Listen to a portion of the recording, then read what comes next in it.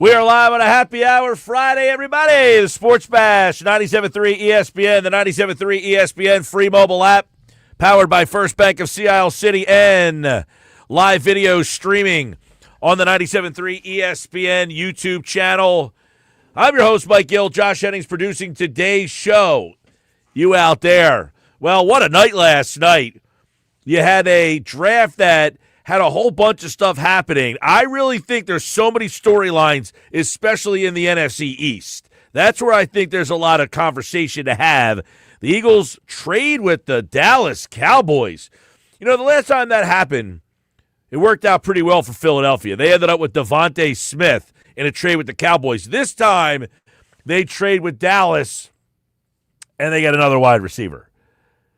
Makai Lemon, I got to tell you, in this whole draft process, I don't know that we talked about him one time.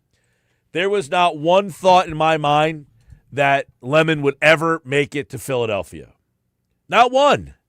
There was no possible way that I thought Lemon could make it to 23. Now, he got to 20, which I also wouldn't have envisioned. To me, I'm a huge fan of Lemon. To me, he is exactly what I've been talking about for years with this team. Look, they've had some players, Brown and Smith, and they're great. They won a Super Bowl, so I'm not knocking. But what is one thing that over the years that I have talked about that this team lacks? And it's the guy who can do the damage underneath and basically go to the sticks, make the tough catch. They just haven't had that underneath slot guy. And Makai Lemon isn't just an underneath slot guy. He is a stud. When I think of Lemon, I think Puka Nacua. I think Amon-Ra St. Brown. I know he works out with Amon-Ra St. Brown. In fact, our buddy Jeff Kerr has a whole article up at Sports Illustrated about their relationship. But as soon as they made the pick, my first reaction was, holy bleep, they finally got the guy I'm looking for. He is a guy that 79 catches, 1,100 yards, 11 touchdowns, catches everything. Never drops passes. This guy catches the football. But what he does is 46% of his targets are underneath. 25% in the intermediate range. 30% deep ball. This guy is the equivalent of like a three-level scorer in the NBA. A guy that can take the ball to the basket, guy that can hit the mid-range jumper, and a guy that can shoot the three. That was supposed to be Markelle Fultz. I hope it doesn't go that way. But he does basically all three things. 62% of his snaps came from the slot. 34%, he was split out wide. So you could play him inside, you could play him outside. And 63% of his catches, Josh, 63% were chain movers. This guy knows where the sticks are. He catches the ball. Other than the fact that he's a little quirky, I love this pick. I love this pick, and I got to be honest, I never saw this guy ever being a possibility at number 23. And I don't know that he would have got to 23. In fact, we know he wouldn't have got to 23 because the story of the draft. I mean, the Flyers are beating the Penguins 3-0. And now the Eagles are taking the Steelers to the woodshed. So I'm sure you've seen this video by now. But if not, go to our website, 973ESPN.com. And the story is maybe one of my favorite stories of all-time draft day blunders. You always see these draft day things, and the families are there. Last night, somebody was mooning the screen. He didn't realize his pants were down, and his rear end was on live television. Thanks a lot. But you see these type of things all the time where the family members are going crazy. Well, last night, Lemon is on the phone. And his family members, I don't know who they were, but it looked like maybe mom or aunt or sister or somebody, They're going nuts. They're screaming so loud you can't hear anything. And Lemon's on the phone. He's acting all too cool for school. He's got the sunshades on inside. That's a look. But you can pull it off, young man. And as he's on the phone with the Pittsburgh Steelers, he says, yo, hold up. Why is Philly calling me? Wah, wah. Well, then, here comes random agent flying from the top rope. Yo, Makai, hold up a second. Philly's drafting you right now. Well, hold on. I'm on the phone with Pittsburgh. Forget Pittsburgh. You're going to Philly, man. I mean, this is one of the all-timers. This is one of the all-timers. The Steelers, who, never take a skill position player. They think they have Lemon. They're on the phone with them. They are physically on the phone and saying, Makai, you're coming to Pittsburgh. And his family's going crazy, screaming and yelling. And then he gets a beep on the phone and he pulls it off and says, hold up a second, why is Philly calling me? And then the agent let him know that the Philadelphia Eagles have made a trade with their longtime rivals, the Dallas Cowboys, and ended up selecting you with the 20th overall pick. It's just an epic night for a guy that I think is going to be finally the kind of game changer that this offense has kind of lacked. You know, they've had the game changer, throw the ball up, A.J. Brown can go down the field, big physical receiver. You got a stretcher in Devontae Smith. But when was the last time they had a guy that really worked the middle of the field? Now, this is going to be interesting with Jalen Hurts. How is this going to – what kind of reflection is this on Hurts? Now, by the way, this basically signifies that A.J. Brown is as good as gone, although it would be kind of fun to watch this guy in the offense with A.J. Brown, playing the slot, Brown on the outside, Smith on the outside, Lemon in the slot. Maybe Brown changes his tune and says, much like Max Crosby, get me out of here. Wait a second. Now you got all these guys? Hey, can I come back and hang out? I don't see that happening.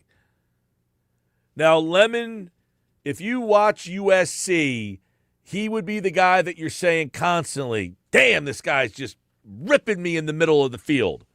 His best work, I think anyway, short area, intermediate spots. He will go get the deep ball, but he is a guy that can track the ball. This is where he's different from like a Nelson Aguilar. Aguilar was very good underneath, catching the ball, reversing field, and getting up the field. The problem was the Eagles kept having to play him on the outside because they lacked depth at wide receiver, and he wasn't very good at tracking the ball. Lemon can track. He creates separation. He doesn't drop passes. And you know what else he does? He likes to block. He is a guy that will go down the field and lay a block, and he will do the dirty work. He does it all, man. And listen, many mock drafts that I saw, one of the reasons why I never thought the Eagles could get him, I saw him in 10, 13, no place really further than maybe 15 to 20. I likened him to Amon-Ra St. Brown, Puka Nacua. He's kind of like, he's a bigger version of like a Cooper Kupp when Kupp first came out. I mean, shiftiness, but a little bit more layers to his game than, say, a Cooper Kupp. I love the pick, and I got to be honest, because the Flyers and the Sixers and everything that's going on right now, the Phillies just being terrible, I don't think I did any due diligence to think that Lemon would be a possibility on draft day. Never. In fact, we talked about Boston a lot because I thought that was more likely, or Concepcion, I think we brought him up a few times. Now, Boston's still on the board. He never got drafted last night. But what do you guys think about the pick? Because I would say, if I'm grading the pick, A+. Love it. I don't know that at the end of the day, now, trying to think. If there was anybody on the board that realistically could have been there, that was in that 20 spot. If you look at the spot 20 where they traded up to, Freeling was 19. Now, yesterday on the show, Sal Paolantonio told us that the Eagles were calling the Jets and the Bucks. And he said the Bucks were willing to move out unless they got their guy. Well, when Bain fell there, the Bucks said, we'll take this guy. He falls to 15. The Jets end up getting with Sadiq. So at that moment, I'm saying, man, maybe the Eagles were trying to get to Sadiq, and the Jets just said, we'll take him ourselves because they didn't maybe think he would get there. So the only guy that I thought the Eagles would be interested in, but he wasn't on the board at 20, was Freeling at 19. When he fell to 19, I think the Panthers knew the Eagles were going to take Freeling and therefore weren't willing to trade with them. So then the Eagles end up calling Dallas, make the move up there. They get Lemon. So you've got a couple of options on the table. You could have gone with a tackle. Einacker was on the board. He went to Pittsburgh at 21. Mesidor, I didn't think they were going to get invested there because he's too old. He's like a 25-year-old prospect. Lawrence on the edge. He went to Dallas. I thought Dallas with Downs had the pick of the night maybe, getting Downs in that spot. Give Dallas, as we typically do on draft day. I feel like Dallas always does a good job draft. They just do a terrible job at everything else. Concepcion was a wide receiver. I like Lemon way better than I like Concepcion. The safety was available. I didn't think they were going to trade for safety because they could have got him at 23. So when that trade happened, the only thing I said to myself, Josh, was they're going to take Lemon. They're going to take Lemon here. I kept watching. Where is Lemon? Keep falling. And I remembered what Sal Pal said yesterday about them trying to move to 15 or 16. And then there was some talk that those two teams were trying to move those picks. And Lemon was still on the board. And I kept asking, is Lemon really going to fall to 23? And I didn't really see a path for him to 23. But when they made the trade at Dallas, it was on. I texted. In fact, I got a text from Sal Pal last night. He actually hated the pick of Simpson, which me and my buddy were texting back and forth. The Rams take a quarterback at 13. And Sal Pal said exactly what I thought. How arrogant are you that you think that there's a separation between you and everybody else, that in the first round with pick 13, I get it, you need a quarterback in the future, but you need it now when the NFC is that close? You don't get a guy to help this team right now. And by the way, Sean McVay doesn't seem he's thrilled with the pick either. But I said, this Lemon pick is a home run. This Lemon pick, I love. What do you guys think out there? 609-403-0973. Josh, are you as excited about this pick as I am? I'm excited because I think that he brings something to the Eagles they have not had consistently. And I hear what you're saying about the slot stuff.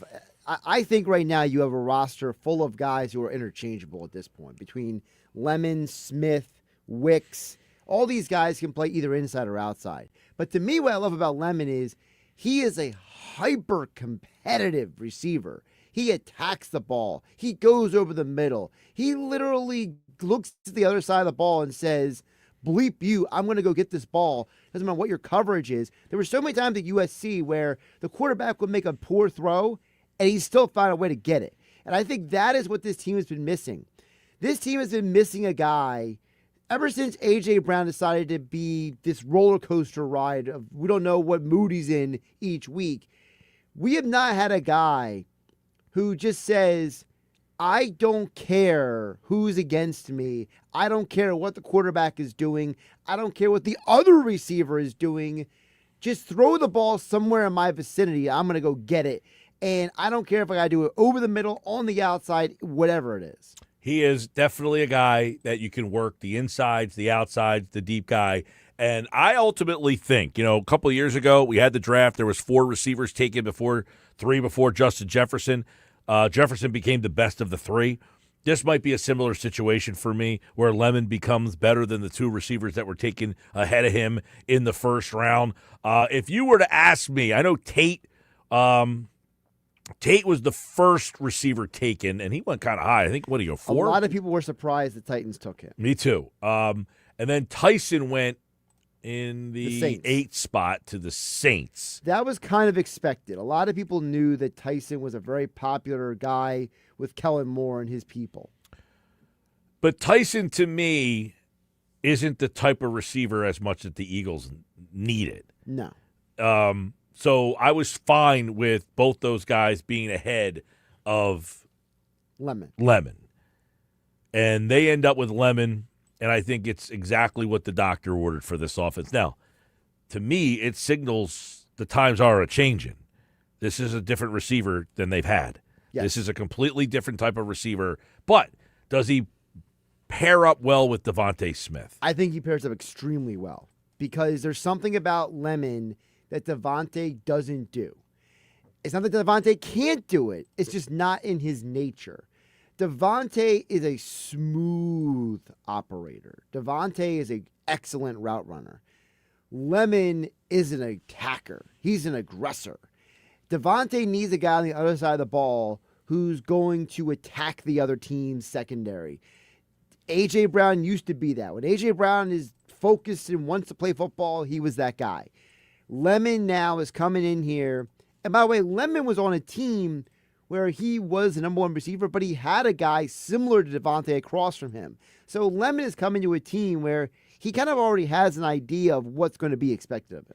609-403-0973, 609-403-0973. Reaction to the pick, Terry and Galloway. Finally, they get the perfect guy for the slot between A.J. Brown and Devontae Smith. Well, I don't think A.J. is going to be here, but for the time being, A.J. is here, so you can look at the depth chart like that. But Terry and Galloway, I don't think this bodes well for A.J. sticking around. For you, do you think you would rather see Wicks on the outside, or would you rather see Lemon on the outside? Oh, Wicks, definitely. Okay. No, I think, to me, Lemon does his work in the middle of the field. You can move him, slot, kind of shift him to the out, but start him to the out, shift him to the end. A lot like the Lions do with St. Brown, a lot like the Rams do with Puka.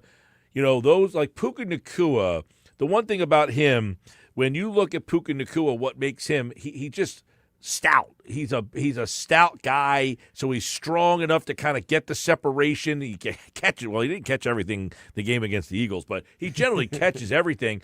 He's a bigger physical guy, though. He is right. Like 6'2". Puka's thicker than Lemon. He is a taller guy, though, is what I mean. He's 6'2", where Lemon is a little shorter, but that to me works better than in the inside than on the outside. Well, I think it's also a sign that you mentioned about the sign of how things are changing. You know, the Sean Mannion, what they're bringing, what they did with the Packers, what is done with Kevin O'Connell with the Vikings and Sean McVay with the Rams. You mentioned Puka, is that they like receivers who are interchangeable. And I think Lemon, unlike some of the other guys in this draft, is an interchangeable But that's receiver. what I like about him.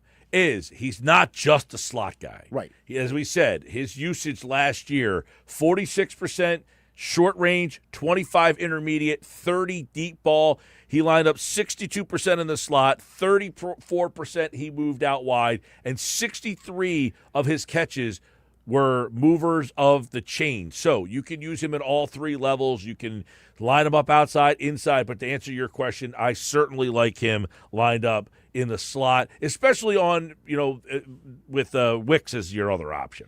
Because the other thing is I am curious. I've asked this question in the past, Mike, and I'm sure we'll have this question numerous times again as we get closer to the season. Is it time to start making Devontae more of a weapon out of the slot?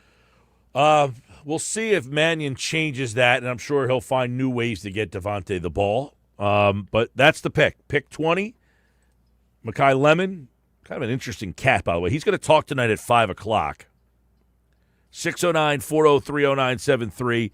Coming up, we're busy today. Draft coverage on the way. Rick Saratella from NFL Draft Bible will join us, get his thoughts on the pick and the draft itself. What was the moment of the night last night? Probably the Eagles coming over the top rope with Lemon on the phone with the Steelers. We'll talk to Rick Saratella from NFL Draft Bible on the other side. Who does he like tonight? 54. I'm going to tell you this right now. The Eagles will end up with Jonathan Grenard. That is going to happen. I don't know what pick they'll use, 54 or a third-round pick. I think that's kind of something that's happening now. The Eagles will end up with Jonathan Grenard. I think that will happen tonight or tomorrow. Actually, tonight, because the third round is also tonight. I thought tonight was just the second round, third round tomorrow, but no, the fourth round is tomorrow. You're the so second excited and third. that they got Lemon that you don't even know what day it is. I know what day it is. I just thought that first round was Thursday, second round was Friday, then 3 through 7 was on the weekend, but they do 2 and 3 tonight. Correct. So it'll get done tonight. I think on Monday when we get in here, Jonathan Grenard will be a Philadelphia Eagle. That's my understanding. So we'll keep that on the docket as well. Rick Saratella, Ross Tucker from the Ross Tucker Football Podcast today at 3 o'clock on the Bash. Keep our eyes on the Phils. They're going out. This is a peril series. In peril, this series is the season right here against the Braves. We'll get you up to date on that. Paul Hudrick for the Sixers and the Celtics tonight. This hour of the show, it is brought to you by the law offices of Craig A. Altman. Listen, like the Eagles went into the draft last night with a big board. They knew exactly who they wanted. If certain situations happen, you need to make sure that if you're injured, a car accident, a slip and fall at work, that you have a lawyer who has a game plan for every scenario. When things don't go your way, you need to call my friends at Craig A. Altman with offices in Violent on Delsea Drive, backed by a Philadelphia law firm that knows how to win. Visit them online for more information at CraigAltman.com. All right, coming up, Rick Saratella, NFL Draft Bible, recaps round 1, looks ahead to his favorite players in round number 2. We'll look at the NFC East and get his thoughts on that, how the Giants do, how the Cowboys do. I thought the Cowboys probably had the best pick in the draft in terms of where they got Burns. I look at You mean Downs. what did I say? You said Burns. Burns. Oh, I was just looking at Brian Burns on On the the television over television. there, where they got Downs. I thought that was a great spot for them. We'll talk about it next with Rick Saratella. You went a little Rob. I was saying you went.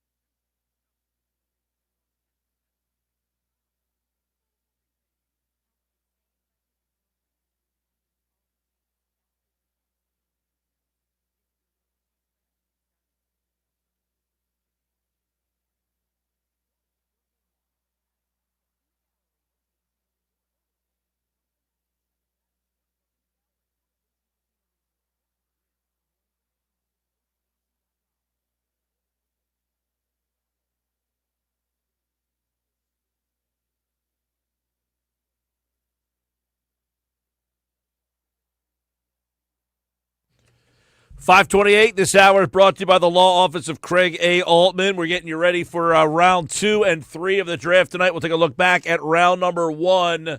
Rick Saratella's back from NFL Draft Bible, All Access Football.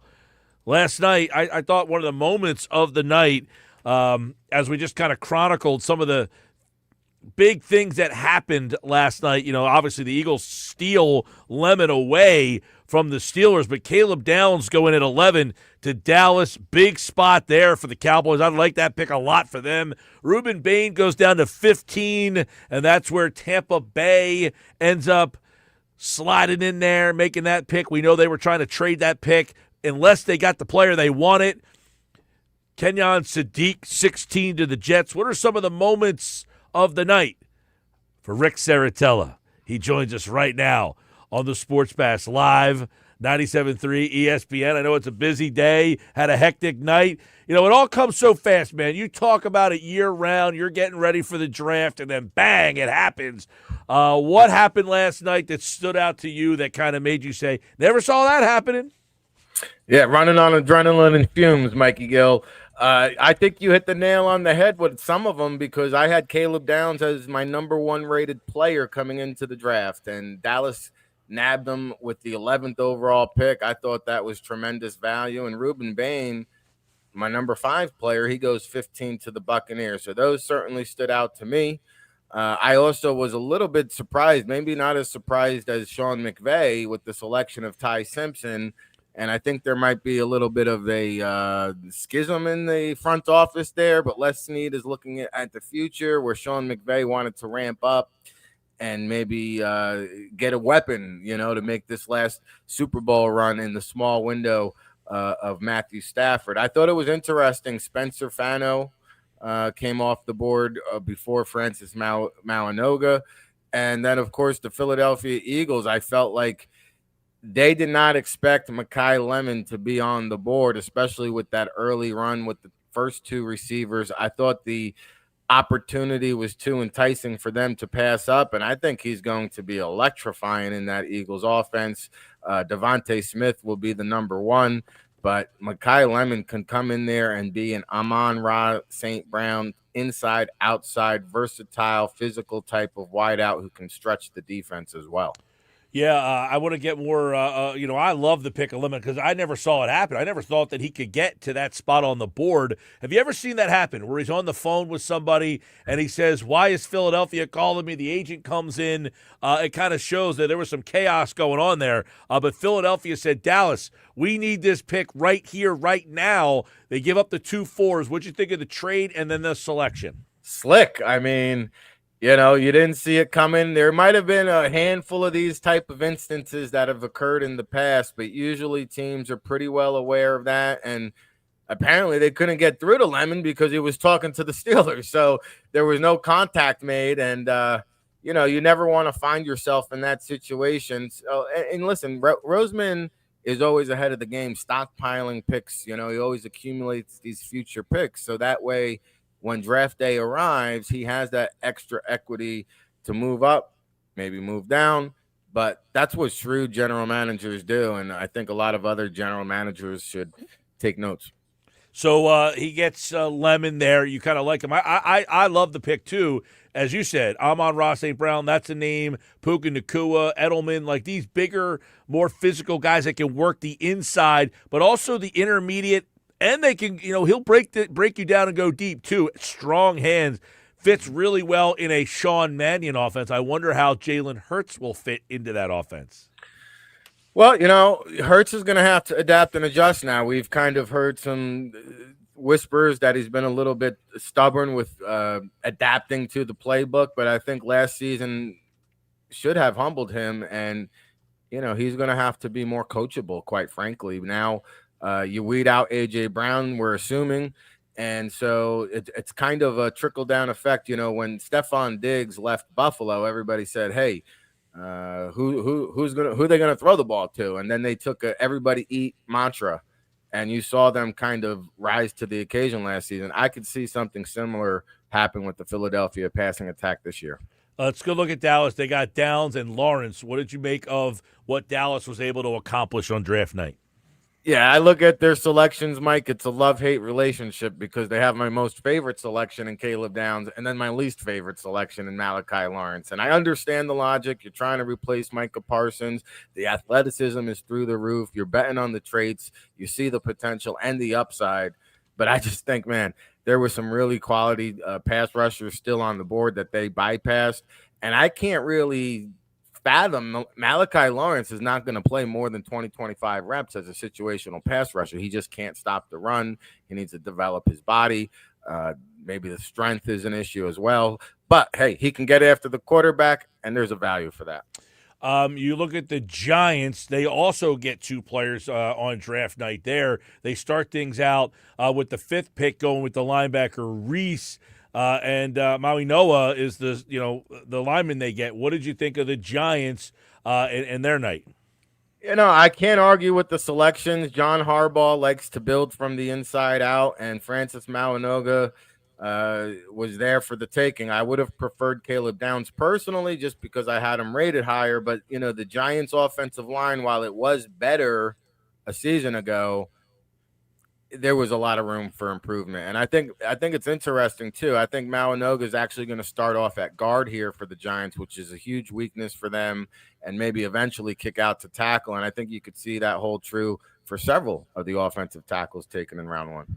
Rick Saratella breaking down last night's draft. Washington, what happened there? They go 7. It seemed like they were not really prepared that the Chiefs were going to jump them. They end up with Sonny Styles in that spot. What did you think about what was going on when the Chiefs jump over Washington at number 7? Yeah, well, the Chiefs were rumored to be looking to move up, so I wasn't surprised by it. But I think, Sonny Styles is a nice consolation prize because they've got their franchise quarterback on offense. Now they got the quarterback of their defense with Dan Quinn. Sonny Styles can play every single linebacker spot, a former safety, fills the gaps, sideline to sideline lateral ability, obviously with that speed and athleticism. And then, he's a very good cover man. Hey, listen, a lot of people make a big deal about Arvell Reese pass rushing ability. Styles did it just as effectively as well. So this is a do-it-all linebacker, very cerebral, smart, blew the NFL teams out of the water with his NFL interviews one-on-one, with his preparation, mentality, and just maturity. So I like the selection for Washington. Before we get to tonight, I want to go to the wide receivers because Lemon was the 3rd. We saw this a couple of years ago. That was a wide receiver class with Ruggs and Rieger and Jefferson, and there was another guy from Alabama in that one as well. But Jefferson was the 4th guy. He turned out to be the best. Rieger was the 3rd one. He turned out to be the worst. You had receivers, Tate and Tyson, both taken ahead of Lemon here. How did you have your wide receiver stacked? Well, I had it actually for me, Carnell Tate was number 1. I did factor in the durability concerns with Jordan Tyson, which has been an issue dating back to his high school career. So I factored that into my evaluations. I had Carnell Tate 1 just due to the polish, the route running, the tracking ability, and just the plug and play preparation. Number 2, I had Makai Lemon. I thought it was really close for me. And I think all 3, you could state a case Jordan Tyson might be the most talented, but availability is still the best ability.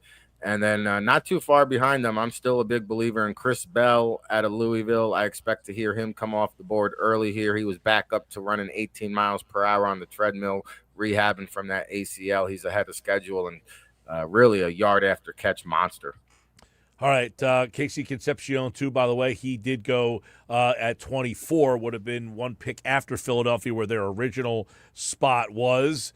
Cooper, by the way, he also went number 30, so another wide receiver. And as you accurately predicted yesterday right here on the show, Seattle takes a running back at number 32, which sets up an interesting night. By the way, as one of our viewers wants to know, did you like the 8-minute picks? How did that change the dynamics last night? Oh, I loved it. I was live streaming on the air, so it made for a faster broadcast.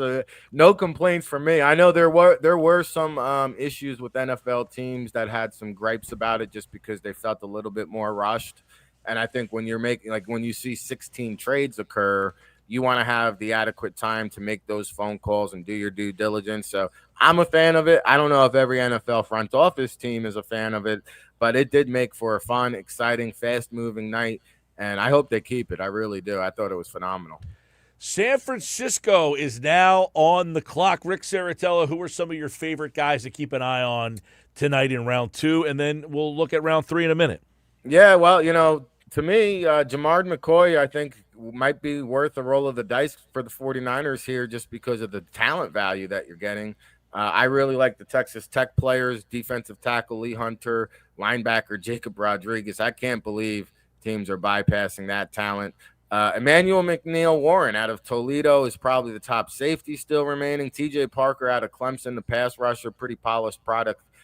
Did not make it into the first round. And surprisingly, Denzel Boston, the wide receiver out of Washington, still remaining. And then Caden McDonald, I guess, is going to stay in Pittsburgh in the green room for day 2. He was anticipated to be selected on day 1, but he will now wait and hang out in the green room on day 2. And I like this Eli Stowers from Vanderbilt, the tight end. So. All right, Eagles 54 tonight. Some murmurs about possibly Jonathan Grenard. We'll see what happens there. Round 3 also tonight in this draft. So you get 2 and 3 tonight. Tomorrow will be 4 through 7. What's the plan for NFL Draft Bible? Rick Saratella, where can the people find you tonight talking draft? Yeah, well, if you're watching right here on the Twitter X, we'll be streaming at NFL Draft Bible, or you can find us over on YouTube at All Access Football. Of course, allaccessfootball.com for year-round coverage of the NFL Draft. And we got another great live stream lined up. So if you're looking for an alternative perspective, we'll be live Saturday as well for the entirety. The marathon is on, and I always appreciate chopping it up and talking football with you, Mike. All right, good stuff as always. Yes, it's always good to talk draft. It's almost over. It's going too fast. We need it to slow down. Second and third round coverage tonight is on Rock 104.1. We'll pick it up after the Sixers and the Celtics tonight on 97.3 ESPN. You can check out Rick Saratella at NFL Draft Bible, All Access Football. All right, man, appreciate it. Thanks, Mike. There he is, Rick Saratella. Great work on the draft as always, as he provides the information you need right here on the Sports Bash. We got so much to do, including the Sixers do play the Celtics tonight, by the way, Game 3. What are we thinking, everybody? Let us know. And, one of our favorite conversational points, what are we watching tonight? Here's the rundown. At Mike Gill Show, what are we watching tonight? The Sixers are on Amazon Prime. The Phillies are on Apple TV.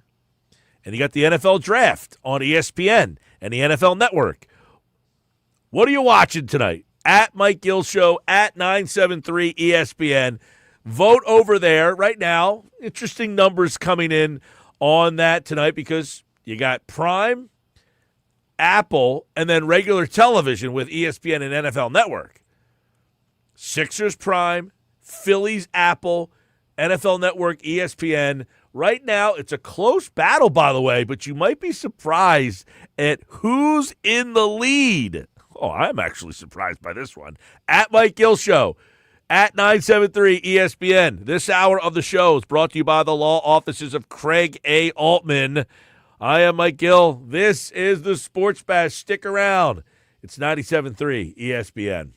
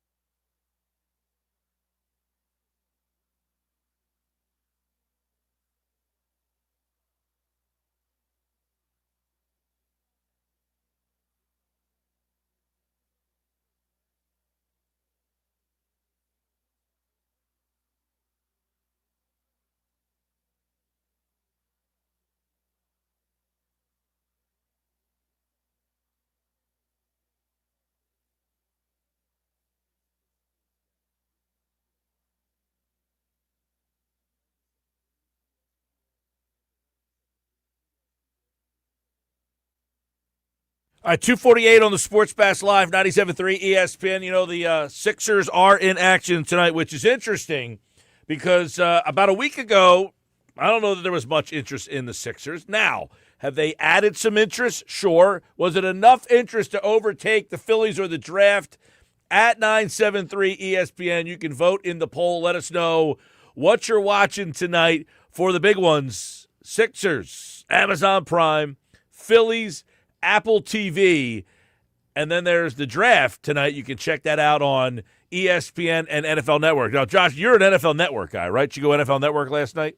I actually went ESPN because I am not currently paying for NFL Network. Okay, well, you've got NFL Network, ESPN for whatever ones people out there, Right. Apple TV, Amazon. Right now, these are the breakdowns.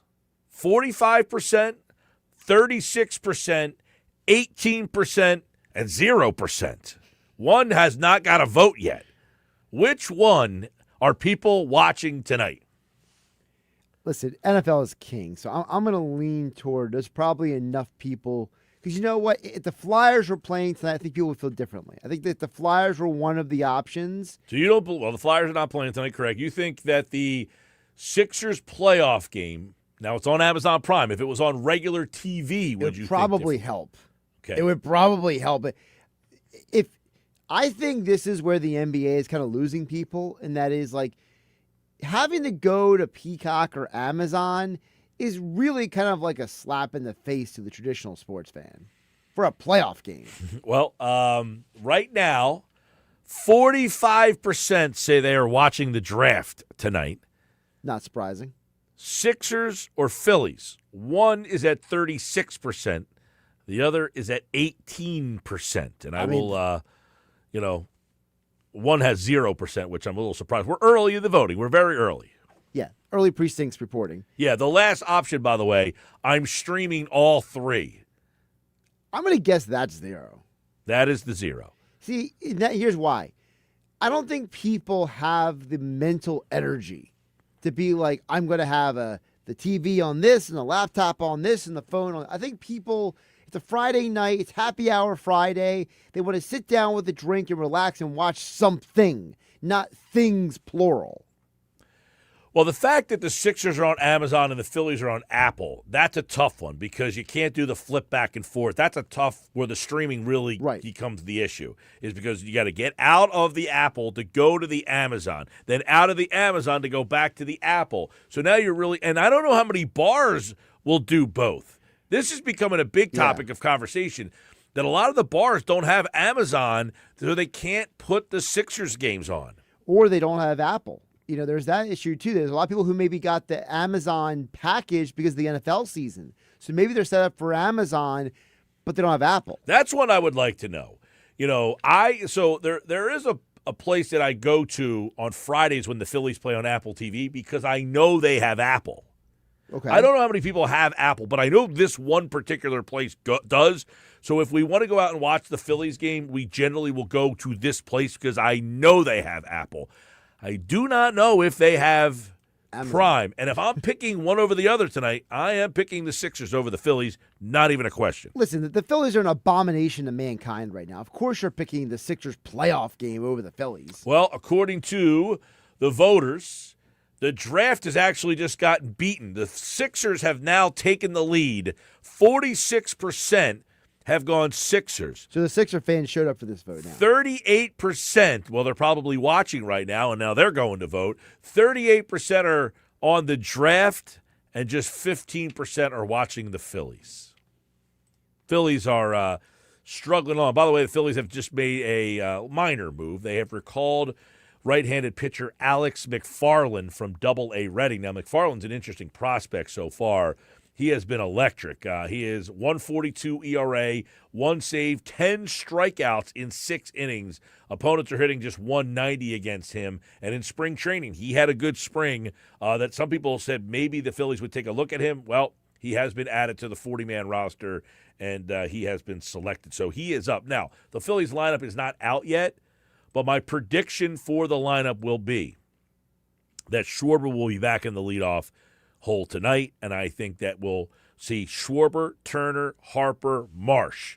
I think they'll put Marsh in the 4-hole. I don't think you'll see Reyes in the lineup tonight. I think that means that you will see Garcia in the 5-hole. After that, I don't really have a guess. I would guess Bohm will hit 6. Stott maybe hits 7.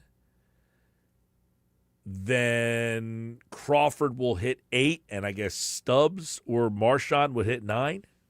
That's kind of how there's a right-handed pitcher tonight, so you will get your Stotts. You will get your you could play Stubbs tonight if you want because he is left-handed, and then you can use Marchand who hits switch. But I guess I don't know if they have Stubbs ranked ahead of Marchand at this point. I have no idea. I don't know what the pitchers prefer, right? Sometimes these pitchers are particular about who's catching the ball for them. So I don't know if Andrew Painter is at a point in his career where he has a real preference. Yeah, I don't know. But that's my guess. I'm guessing. I don't know this. I haven't seen a lineup yet. It is not out. But I am guessing that Turner will be moved to the 2 spot so that they can break up the lefties and go Schwarber, Turner, Harper, Marsh, Garcia. That will be the way that I think it is. That lineup should be coming out. In fact, it might come out when we come back. But when we come back, we're going to talk to Ross Tucker from the Ross Tucker Football Podcast. He joined me on the other side. The Eagles have made their pick. What does he think about the fit of Makai Lemon in the Eagles offense? We'll talk to him about that. Ross Tucker from the Ross Tucker Football Podcast, Westwood One, joins me next here on the Sports Bash. This hour of the show brought to you by the Law Office of Craig A. Altman, proud sponsors of Philadelphia sports coverage in South Jersey. Stick around. Ross Tucker, the Nuggets, and Adam Kaplan has football at 4. Plus, what about Joel Embiid tonight? Paul Hudrick at 4:30.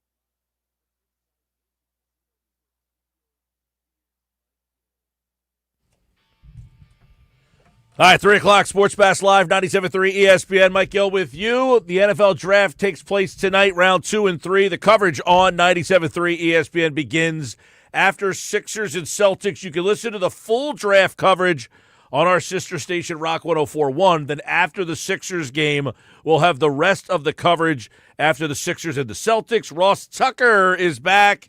Of course, you can check him out on Westwood One during the football season, Eagles preseason games. He's the host of the Ross Tucker Football Podcast. Check him out at Ross Tucker NFL.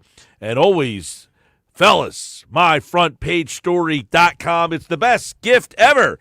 The best gift for our audience is the insight from Ross Tucker, who joins us now on the show. Welcome back, man. How you been? Mike, I am fantastic. And yes, in particular, it is the best Mother's Day gift ever, which, believe it or not, fellas, is only 2 weeks away. So I'm pretty confident. Mike, what percentage of people listening you think have already got a Mother's Day gift? Zippo, zero, none. Well, so good. I'm getting ahead of it then. My buddy started the company. Go to myfrontpagestory.com. Either fill out an email or you can talk to a writer for 10 minutes while you're driving home from work or something. They write the most incredible story about your mom, wife, whoever. Looks like it's on the cover of the newspaper. It's framed, it's beautiful, and when she's opening it, just to be able to say, I wanted something special, so I had a story written about you, sounds amazing. So, listen, we're about to talk about the draft and the Eagles. I am very confident everybody listening, almost everybody, mom or their wife, that's their number 1 and number 2 picks off the board. Like in life, is like their mom or their wife. Get them the best gift you could possibly get them. It's myfrontpagestory.com. Well, obviously, boys, the gift for mom is way up ahead of the list. But what about the gift for Jalen Hurts? He got last night a new gift in the offense, and ton of speculation on what might happen with his old gift. But did they adequately replace A.J. Brown if, Ross, he is in fact traded? Well, yes. I think, first of all, I think he will be traded. And secondly, I do think that they've adequately replaced him. Now, it's not a one-for-one, but I think if you look at Makai Lemon, Devontae Smith, forget even Devontae Smith, Dallas Goedert, and Saquon. Just say Makai Lemon, Dontavian Wicks, as well as Hollywood Brown. I think those 3 guys have a chance, especially in this offense, to be as productive as what they got from A.J. Brown, Jahan Dotson, which was like nothing, and Darius Cooper, whoever you have as the next guy. So I think that they have a more well-rounded wide receiving crew. I think that they have better depth there. I don't think any of those guys are a one-for-one replacement of A.J. Brown if A.J.'s gone. But I think as a group, they have a chance to be pretty darn productive. So, obviously, Lemon's a guy, Ross, that's done a lot of work in the slot and over the short and intermediate routes. This is going to be interesting because this is a clear sign, it would seem, that their offensive philosophy is about to shift, which what we thought. But what does that mean for Jalen Hurts, in your opinion? Well, that, I think, is the million-dollar question. Or I guess, what does he make, $55 million a year? Because there's no question that Lemon does his best work in the middle of the field. And I know a lot of people don't watch a ton of college football. Maybe you do. I don't know. At every USC game I watched, first of all, it felt like every game I watched was a close game. And then secondly, he was the difference. Makai Lemon was the difference. He was the guy that made the plays late in the games for them to win those games. I was, Illinois, Iowa, you go back and watch those games, it's incredibly impressive. I mean, it really, really is super impressive what he was able to do. I do think he's got more position flexibility than just being in the slot. That said, if he still does most of his work in the slot, the guy he's most compared to is Amon-Ra St. Brown from the Lions. Obviously, they both went to USC. Similar, measurables, the whole deal. that would be unbelievable. I mean, that would be unbelievable if they got Amon-Ra St. Brown. But there is something there about the middle of the field, which, there's all kinds of data and charts that's not, where Hurts has thrown a lot of his balls. But I think that's going to change. I mean, they didn't bring Mannion in, I don't think, to do what Hurts wants to do. I think they brought Mannion in because they want to do the McVay, the Shanahan, the Kevin O'Connell, and I think that's going to be more under center. I think it's going to be more play action. I think it's going to be, more throwing the ball in the middle of the field.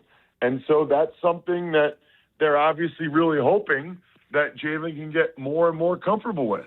Well, that's going to be interesting to see how that materializes moving forward here. Ross Tucker's with us, the Ross Tucker Football Podcast at Ross Tucker NFL. The Eagles, they go get Makai Lemon. I don't know that I've ever seen that situation before. He's on the phone with Pittsburgh, and he says, "Why is Philly calling me?" I mean, that's an all-timer over the top rope elbow drop right there, isn't it? Yeah, that does not happen very often, if at all. Now, I mean, I think I've heard of it happening later in the draft more. Right. Because sometimes teams they'll call a guy early because the draft goes so fast, like in the 6th or 7th round, they're hoping a team doesn't take a guy and moves on to the next guy because they can't get a hold of him, which, sounds extremely unlikely, but whatever. I mean, these guys, they're psychos. So any little perceived edge they can get. But yeah, I mean, obviously the Steelers jumped the gun a little bit. I will say this. It is terrific discussion point, fodder for us on Sports Talk Radio. Ultimately, it kind of means nothing. Ultimately, what really matters, how well does Makai Lemon play for the Eagles, and how well does Max Iannaccio play for the Steelers? Because, by the way, they're sort of not only are they different positions, but they're kind of polar opposites of each other. Lemon is a little bit more polished and whatever, but Iannaccio is all about the measurables. I mean, he's a total freak of nature and physical phenom who's only been playing football for a couple years. He came over from Nigeria. He was a basketball player. And so he got sky-high upside, which is interesting because you look at Lemon's measurables, and they're not good. They're not good at all. He's just a straight baller. Yeah. And I bring this up to ask you, would you have rather than the Eagles just stay where they were and taken the offensive lineman? Did you think it was necessary to make the flip to go up and take the wide receiver? Well, I think the Eagles have gotten to the point. Necessary is an interesting word choice. I don't know if it was necessary, but if you think about it this way, I mean, I gotta look at the board again, but Iannaccio was kind of the last guy, the last offensive tackle that people really felt good about, going that high. Because you look at it, and then after him, there was no more offensive tackles off the board. Well, I guess Caleb Lomu from Utah, but I didn't think people were as high on him. So, and I don't think the Eagles would have taken Caleb Lomu. So they could have waited till 23. They probably still would have gotten Iannaccio. Right. But the way they looked at it, I think they felt like there was a lot of risk with Iannaccio. He's pretty raw. Now, I will say on some level, he kind of would have been the perfect lineman to bring in because he's got tremendous physical ability and potential. He just needs some time, and that's exactly what he can get in Philly behind Mailata and Lane. But the Eagles, I think they got a pretty clear philosophy now, which is kind of hilarious, Mike, because it's like what maybe every team should do or something like it. The Eagles just kind of sit there. They let everything unfold in front of them. And then when they see the guy that is clearly falling more than he should, and they see the clear value, they either just sit there and take him like Quinyon Mitchell, or they'll move up a spot, maybe a spot or two if they need to, like Jalen Carter, Jahad Campbell, now with Makai Lemon. It really has worked out pretty well for them. You know, this philosophy, this idea of, you know what, let's let the board come to us. And it's not like receiver was a position where they couldn't use somebody.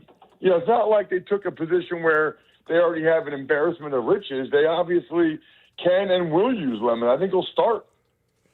All right, we look at Dallas real quick. We're talking with Ross Tucker. I love Caleb Downs' pick. I mean, you can't really, if you're an Eagles fan and you're having to deal with Downs for the next 10 years, that seems like Dallas hit a home run at pick 11. Well, it felt like the Eagles were going to have to deal with Caleb Downs one way or the other.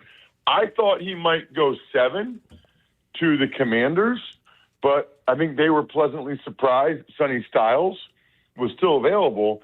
And then I really thought, Mike, that he was going to go 10 to the Giants.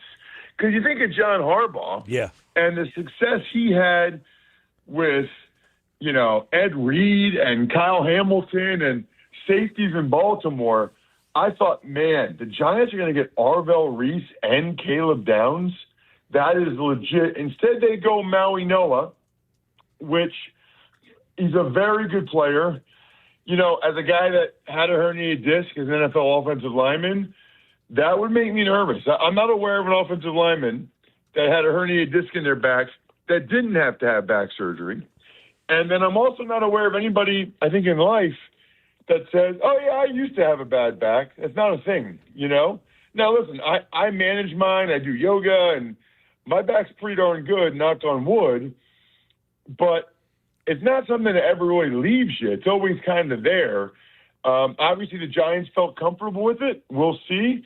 The Cowboys benefited greatly because I didn't talk to a single person on my show, the Ross Tucker Football Podcast, or anywhere else that didn't think Caleb Downs would be like a perennial Pro Bowl safety. That was pretty much unanimous. The only question was just how valuable you place the safety position. Right, and I know that a lot of things happened in that NFC East that really have changed the complexion of it. Of course, Harbaugh being there, they now get a player, an offensive lineman. They get the linebacker. You get the Commanders with the linebacker, Dallas with the safety. So these defenses are loaded up in the NFC East. It was a fun night. Round 2 begins tonight right here on 97.3 ESPN and Rock 104.1. You can listen to the draft. Ross Tucker breaking it all down on the Ross Tucker Football Podcast. And Ross, tell the people again, tell them not to forget Mom. Don't forget Mom. She's the number one pick for all of us. Moms are amazing. And if your mom's not amazing, that's a whole different conversation. We don't have enough time for that right now. Just go to myfrontpagestory.com, myfrontpagestory.com. You will not regret it. Great stuff as always, Ross. We look forward to catching up with you again soon. Sounds great. See you, Mike. All right, Ross Tucker, everybody, from the Ross Tucker Football Podcast right here on the Sports Bash Live, 97.3 ESPN, the 97.3 ESPN free mobile app. And you can watch the show live on the 97.3 ESPN YouTube channel. You know, one of the things he breaks down, okay, let's go back to that whole situation. So it starts to me at 15 because yesterday Sal Paolantonio had told us that the Eagles had talked to the Bucks and the Jets. So 15 is where this all begins. Bain gets picked by the Buccaneers. The Jets then take Sadiq. And that's a guy that a lot of Eagles fans, including yesterday we had Sal Pal on, he liked Sadiq for Philadelphia. So that was a guy when he went off the board, you kind of thought, all right, they couldn't get up to those spots. Now what? The Lions take Blake Miller, who's an offensive tackle. That's, as Ross said, now the tackles are starting to go. Vikings take the kid from Florida, Caleb Banks. And then the Panthers, they're on the board at 19. That's a spot when Monroe Freeling is there. If you listen to yesterday's show, Andrew DeCecco said he thought the Eagles would trade up to draft Freeling. So I wonder how much Philadelphia was talking to the Panthers. I think they were, and I think the Panthers understood they were going to take Freeling and therefore did not want to trade with Philadelphia. So I think Philadelphia would have taken Monroe Freeling if he was available. When the Panthers took him and Philadelphia now sees that Makai Lemon's available. And this is pretty interesting because this is where I definitely think that the Eagles, as Ross said, they're very shrewd. Zach Gelb at The Athletic, he mapped out the scenario today. And I'm interested to kind of get inside this whole situation one more time. As he broke down, not Zach Gelb, Zach Berman. Jeez, I'm having one of those days where I'm just like, wait a second. Zach Gelb is a radio host. Zach Berman covers the Eagles. Matt Gelb covers the Phillies. Right. Zach Berman of The Athletic wrote about this today. He talked about the Eagles' process. He said they stacked their board 1 to 23. They broke those rankings into tiers, including players whom they trade up to acquire and players they would trade back and still pick. There was a sense of who the first 15 players would be.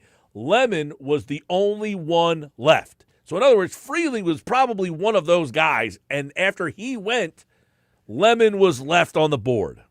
And, you're going to have Adam Kaplan coming up on Football at 4. They were talking about on the ITB pod last night about how most teams only had about 20 guys listed as first-round picks.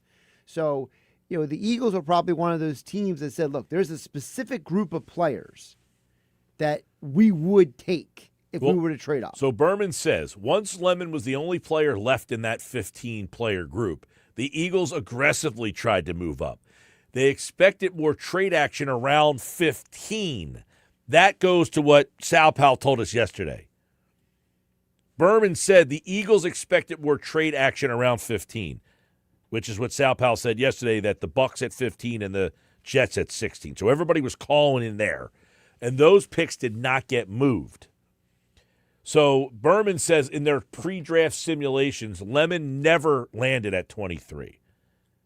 Nor would he under most simulations. Right. Well, he said there were scenarios in which Lemon fell further than expected, and in those scenarios, the Eagles traded up for Lemon every time. So I think they tried to get to 19 for Freeling, and then when Freeling went and the Panthers said no, the next guy that was left on the board was at 20, and they had those conversations and decided, let's just do it here, and they make that move. Listen, this is very similar to what's happened in recent years with the Eagles, where they're watching the draft board play out, and they're saying, why is Jalen Carter dropping? Why is Quinyon Mitchell dropping? They're looking around and saying, look, this is a guy that we have highly rated, Jahad Campbell last year. They're saying, if that guy is in range for us, we're going to get him because we think he is better than other teams do. All right, Sports Bash Live, 97.3 ESPN, the 97.3 ESPN free mobile app, live video streaming on the X platform and on YouTube, 97.3 ESPN. You can listen and watch on the 97.3 ESPN YouTube channel. 3 o'clock hour of the show brought to you by Broadley's Plumbing, Heating, Air Conditioning. Let me do a quick search to see if the Phillies have put their lineup out yet. And as we talked about, an exciting prospect, by the way, for the Phillies, Alex McFarland.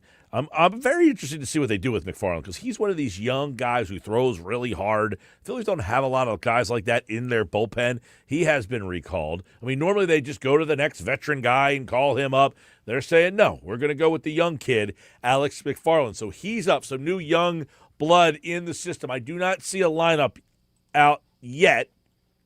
We'll keep an eye on that.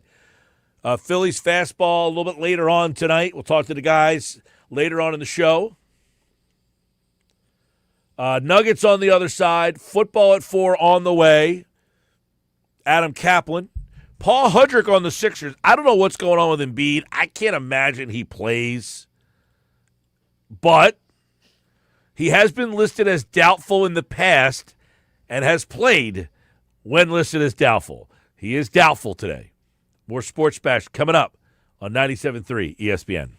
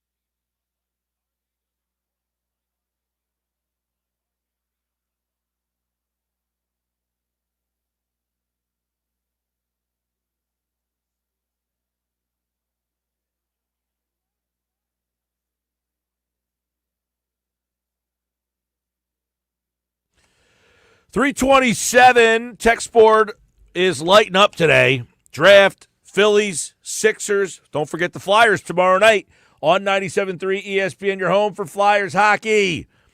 97.3 ESPN tomorrow night. The coverage starts later. It's an 8 o'clock start tomorrow night. A little Saturday night, 8 o'clock in a barn. Think people are going to be liquidly lubricated? It's possible. It's possible. The White Horse RV text board, 609-403-0973. White Horse RV in Williamstown and Galloway. Your RV adventure starts here. It's time for the Nuggets. We had a great time yesterday. What a great crowd. I mean, that place was jumping yesterday for the draft party. Christian, I believe, in Cape May Courthouse was our winner. He won the tickets. There was a bunch of other prizes given away throughout the day. Nick was giving all the prizes away. I was still live on the air, but it was a madhouse in there yesterday. Oh, yeah. It was absolutely fantastic. Thanks to everyone who came out. That was a fun event for sure. We had a couple Eagles chants going. We had the Eagles chant as Sal Paolantonio came on yesterday. Mike, it was a great time. We gave away a bunch of prizes. The Eagles Club box tickets was the grand prize, but a lot of fun to say the least. It was a great time, great turnout. So for everybody, seriously, who showed up, I mean, it's a weekday in the middle of the day for you to make time to come and hang out with us. It's so appreciated, and that's why we try to do these events like once in a while to get a bunch of people that listen to the show together. I know people trying to win these great prizes, but I hear from so many people who are like, I just like meeting some of the other listeners, and I hear their text messages, and to see these people kind of mingle and meet through our show is truly humbling. Yeah, it was absolutely fantastic. We had a great time. You, Cheap Seats Pete, Josh holding it down in the studio per usual, doing an outstanding job. And Ocean was awesome too. We loved the setup they had there. It was a great time to say the least. And guess what, Mike? When you have great things like that happen, sometimes life gives you lemons, okay? And sometimes you got to draft them and trade up and get a lemon. All right. And that's what the Eagles did yesterday. How about the Eagles getting Lemon in the draft, traded up as he's on the phone with Pittsburgh Steelers? Clear indication. I guess I got to bite the bullet. Yes, it seems like A.J. Brown is skedaddling out the door. All signs point to that with the acquisition. And were you still holding out hope?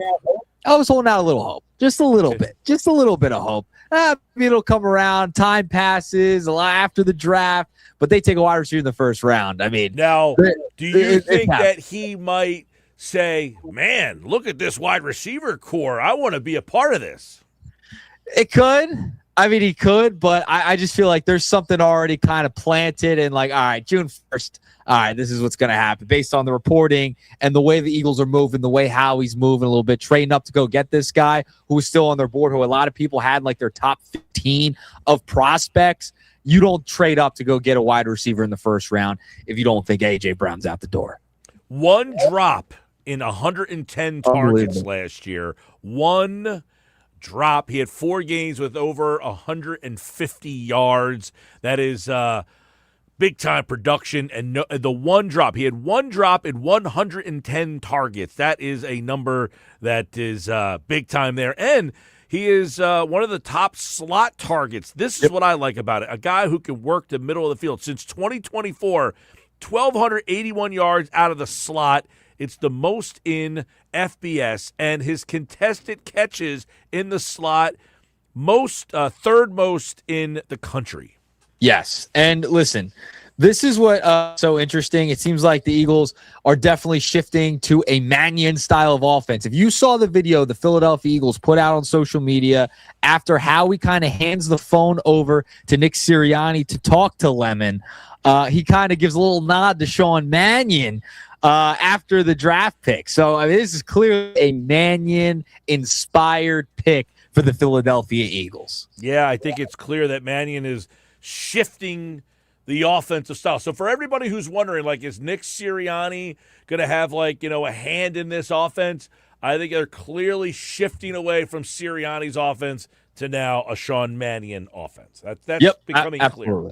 Very clear. And so I think this is what you're going to see a lot. I think you're going to see Devontae and Wicks kind of on the outside. You're going to see Lemon in the slot, and you're going to see Hurts kind of going over the field a little bit more. I don't think you might have as many hitch routes as you did last year. Everyone was freaking out about. So I'm very curious to see how creative Mannion gets with all of these weapons. And you brought up at the top, like, if you're A.J. Brown, you're looking at this like, man, this team looks pretty good. But guess what? It also looks like that his reception numbers would go down for sure in this type of offense with all these weapons. Yeah, and, well, listen, one of the big things in this offense is I think that's going to be interesting to watch is Goddard, the tight end. How much offensive weaponry does he go up a little bit? Because I look back at Kraft before he got hurt last year for Green Bay, he was a huge weapon for them. Yeah. And when he got hurt, their offense really took a hit. Yeah, it definitely spiraled. And listen, Dallas Goedert isn't someone who has stayed relatively healthy throughout his career either. He's been banged up a lot as well. So that's something to definitely monitor. And now you gotta see how is Devontae going to take that next step being the number one receiver. Remember, early on in his career, before AJ got here, he was the number one guy for Jalen Hurts. But now he's got some seasoning under him. He's been the number two guy for a while. He's now really in the prime of his career. What is that going to look like against opposing defenses? Now you got Lemon kind of in the slot. He's a guy who's not going to drop a lot of balls, and he's also a guy who's a yards after the catch type of guy, which can help out Jalen Hurts a little bit. Yep, and I definitely think they needed – this is one thing I've been talking about for years. They've needed a stick mover, a chain mover, I should say. 63% of his catches resulted in first downs. Yep. This is something they've lacked. Somebody that can work the middle of the field. You know, I look at Amon-Ra St. Brown. Ross Tucker brought his name up. Puka Nacua, Julian Edelman. He's not the fastest guy. He's not the quickest guy, but he knows the game. He's a football player, and I think the Eagles got a perfect weapon for their offense. Yeah, listen, he runs around a 4.4. I believe that's what he ran. And he's not like a 4.2, 4.3 type of guy, but he's a guy who can get you first downs, yards after the catch, not going to drop the football, which is something you definitely want. He's a guy who can fit in the slot and you can get creative with, especially with all the other weapons you have. Goddard, you mentioned. You have Devontae, so you bring in Wicks, who was a Mannion guy last year, and you have Goddard and Saquon. So I think Jalen Hurts is in a good spot. I think the Eagles are in a good spot post A.J. Brown. No doubt about it, and we'll see what ends up happening because somebody brought this up to me. I think a friend of mine texted me this. What about the fact that the Patriots drafted a lineman? And people are wondering, should the Eagles have taken a lineman? They did not take a lineman, but the Patriots did take a lineman. Does that lineman come to Philadelphia now because you drafted a receiver? We'll take the lineman and we'll give you A.J. Brown. How's that sound? Very good point. Could that be the first round pick, quote unquote, that they get back for AJ post June 1st? Very fascinating. I don't know if that'll happen. Seems like they're going to probably get something down the line more so than a guy right now. But hey, I think the Eagles, I like the Lemon pick. He's an odd duck. You know, it was an interesting post-draft interview yesterday, but, you know, he seems like someone who is just ready to work and can be a dog. Now, do you know the last USC wide receiver taken in the first round by the Eagles? This should be an easy one. Last one was what? Nelson Aguilar? Nelson Aguilar. Last USC wide receiver taken in the first round by the Philadelphia Eagles. So very fascinating. And the last one they traded with the Cowboys for when they took a wide receiver, trading up to get a wide receiver, was Devontae Smith. Yes, with Dallas. Absolutely. Yep. So there you go. All right, moving along. Nugget number 2. Now, this is going to be interesting because we want to see who the Eagles are going to take tonight. Do you really want to watch the Phillies? I don't know. And the Sixers on Amazon. So I saw you put out the tweet earlier on 97.3 ESPN is X page, and it's what are you watching tonight? Because of all the teams being on different channels, the draft being on ESPN and NFL Network and all the other streaming platforms, because you know, they can't make it easy. You can't just flip back and forth like you used to with cable. You got to go to this streaming service. You got to exit the application. Things are going to buffer. Sixers on Amazon, Phillies on TV, Eagles with the 54th pick. I think this is a no-doubt slam dunk, and I think the people voting on the X platform are correct at 50%. The Philadelphia 76ers on Amazon. Playoffs have to take precedent over everything else. Draft over Phillies as well. Because draft, you could also just get on your phone. You might want to bring out the iPad. You can get the update on your phone. And the Phillies, I don't know why you want to watch them right now. They absolutely stink. They play the Braves, and it's on Apple TV. So I don't know. Couple things. One, the Phillies season is in peril. It is on the brink. However, I want to get your take on this. Okay. I felt that yesterday was actually not a sign. It was like, hey, they fought back 3 times, and yet they still lost. I actually look at it as more of a gut punch that they lost the game.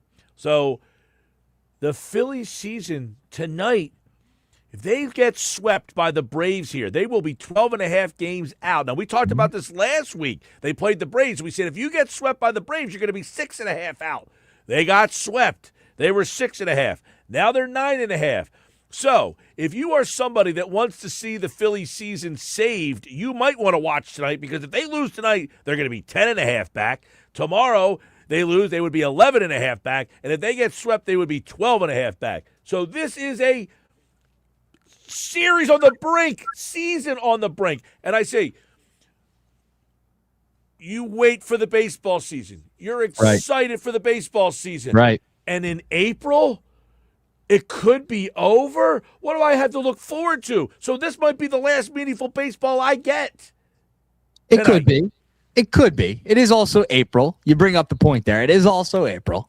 So there's time, but this is a massive series. I was talking to my dad today about this. We're sitting there, and I'm like, dude, they could be 12.5 out, like you just mentioned, of first place. Like, unfathomable. Like, that was a week ago. Now it's going to be double that. It went from 6 to 12.5. They could be if they get swept.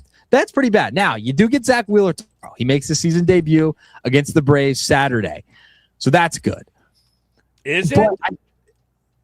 You get him back, it's positive. I mean, if you want to look at the bright side. The fact that you are hoping that a guy that had major surgery, that he comes back and that he's helped save your season, that's a bad sign. You're hoping that by this point, he just slides into the season, not comes back and saves the season. Well, you're going to hope you need a good start out of him, because you didn't get one out of Christopher Sanchez yesterday. Well, Christopher Sanchez giving up 12 hits a game. It's not a good thing. It's not a positive.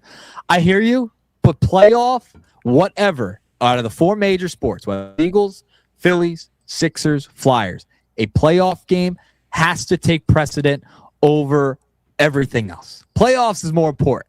I don't care if it's first, second, third. I got it, but here's my problem, okay? Buddy of mine just texted me. Says he's going out to dinner, and then afterwards, do we want to get together? I said, yeah, but where are you going to watch the game? Who's got the game on? You got Apple TV for the Phillies. Who has Amazon Prime? I don't know too many places that have the Amazon Prime. That's been a big problem. So I need people in the listening audience. Who has Amazon Prime for the Sixers tonight? That is a big need to know. I know a place that has Apple TV, so I don't need to know Apple TV. I need to know who has Prime for the Sixers tonight. That's what I need to know. So this has turned into a mess. These games have all been on Prime. You can't flip back and forth. Nope. I mean, they got to figure this out here. It sucks because, listen, sometimes it's cool to bring out the extra TV, like the mini TV next to the big TV, the iPad, whatever. But, if you're going out to an establishment and not being a loser like me, well, I'm actually working tonight, but I would be a loser and I would sit home and watch every game on my phone, on my computer, whatever. I'd try and have them on all of them. Then you're still in trouble. Because the fact it's on the streaming platforms and then the draft's on ESPN, most places out there might just have the draft on, and that's all they can really have on for the most part, which is unfortunate. Well, like if you go to a place, a lot of times they just default to ESPN, obviously, right? Or a little NBC Sports Philadelphia. Well, the Sixers aren't on NBC Philadelphia. Neither are the Phillies. And that's a problem. You end up getting a replay of Ricky Bowe and Billy Calarulo up there on the TV. I need to get that off the screen, and I need Apple TV or I need Amazon. Well, this is also the problem with the NBA, right? Taking away the local broadcast for the first round for the Sixers. That's an issue that they took away the local broadcast for the first round. Usually you would get the local broadcast team in the first round. I got it, and they're not doing that anymore. So your choices are you either stay home and have to flip. Now, that's another problem is you got to make the choice. You go on Prime or you go on Apple. Now, I'm going Sixers tonight, number one. I will probably do – see, do I go draft? Because here's the thing. I'm making this prediction right now. The Eagles will trade for Jonathan Grenard tonight. I believe that will become official tonight, and I think you'll hear about that tonight. Could that be with 54, or could that be with one of their 2 third-round picks? That I have not cleared up yet, but I'm pretty sure that Grenard will be an Eagle tonight. So when we get on the air Monday, I think Grenard will be the conversation. Right. But I want to be watching when that happens. I want to see what happens. So I'm into the draft, but do I go draft on my laptop, phone? I think draft goes to phone, especially since it's second, third rounds, not the first round. And you also get the notification when a trade happens. I don't do notifications. Well, hold up. No notifications. What do you mean no notifications? You don't get notifications on your phone? From not like for ESPN or like stuff. on X? No. This is why I have to text you. This is why I have to text you, because I get the notifications instantaneously. Like half a second after it happens, I get the noti saying, hey, the trade has happened from all the insiders, reporters, etc. Philly, National. I have them all set with notifications. So I can just go on my phone, boom, first notification, bang. There's a trade from Howie Roseman and the Eagles are moving up. So I knew right away, all right, Eagles are moving up already before they even got to it on the television. So I already knew. Well, you're my notification. What if I'm in the bathroom or something when a notification pops up and you got to break? You had to break a news sound or the whole shebang. You don't come across as a guy who's like a 20-minute toilet guy. I spend my fair share in there. I actually come up with some of my greatest nuggets come from in there. I'm just saying. Some of my greatest nuggets. You spending a lot of time. I feel like you're a pop squat out. Nah. Well, I am a shaker. That is well known. So I can't sit still either. But no, some of my greatest ideas have come in the shower, in the lavatory. It's been the greatest ideas ever for the shows, for the sports bash, for the nuggets. We've all been there. You know, that's the best place for me to come up with ideas. We've all been there, but that's my point is if there's breaking news, you're my alert. I don't need an alert from ESPN or NBC Philadelphia or CBS Sports or The Athletic. I don't need all these alerts on my phone. You're my alert. So this is kind of a Zoomer thing, right? Because you're like X. I consider you all boomers anyway. But here's the thing. You in the group chats, there are guys fighting to try and send the Schefter tweet of breaking news or the Shams tweet first because they want to feel like Shams or Schefter. I compete with these other guys in some of my group chats to try and get that one there first. Listen, I don't need it like that immediacy. I just, hey, when the news comes, I get it. I'm like, oh, look at that. Look, I have alerts on my phone. I just don't have alerts from like apps. I get like emails and that kind of text messages, that kind of stuff. Oh, jeez. By the way, some text messages on the White Horse RV text board. Now, need some help. Who has Amazon Prime for the Sixers game? I'm not getting a lot of help on that one. That might tell me my answer that they don't know places that have Amazon Prime for the Sixers tonight. Mike, Sixers tonight. Love my Phillies, but it's April. Also, my wife controls the TV. If the Sixers are on, that's what we're watching. Wow. Ooh. Okay. Well, if you're an establishment and you have Amazon Prime, let the people know. You know? Yeah, hit us up, 609-403-0973 on the White Horse RV text board. Let us know if you're an establishment and you have Amazon Prime for the Sixers tonight. Let us know. We'll try to help you out. That's such a problem. That's such a problem that establishments have the issue of getting all these different apps. Like you used to be able to just walk in whatever establishment, they'd have a couple of different options. You sit down, you sit at the bar, you have a couple of different screens in front of you, and you have a couple of different games on. That would be perfect, you know? Yeah, just cable is great. Cable is great. The streaming thing is just getting out of hand. It's just getting out of control. Well, the big problem that you have with it, too, is when there are two events going on and they're both on streaming services. So now you have to guess whether the place you go to has the service. Now, one place that I go to on Friday nights when the Phillies play on Apple, I know they have it. That's why I go there on those Friday nights, because I know they have Apple. I don't know that they have Prime. I've never said, hey, you know what? Let's go out and watch a game on Prime. it hasn't really crossed my mind all that much. Yep. Tonight's that night. Yeah, tonight is that night. Absolutely. All right, before I get out of here, one more nugget. Speaking of the Sixers, Joel Embiid is still doubtful for tonight's Sixers-Celtics game. Okay, so this season, when This is our buddy Adam Aronson. Yeah, so I saw this. Our buddy Sixers Adam put out a fantastic stat. Every time that he has been doubtful this year, 2 out of the 5 times he has been made available before the game and played. Yeah, saw this. I reached out to Sixers Adam today. We tried to work it out, but we couldn't get a time together. But based on his tweet, I did see he tweeted out that he has been listed as doubtful, 5 times? 5 times this season specifically. And I don't know if it was Sixers Adam. It might have been one of the beat reporters.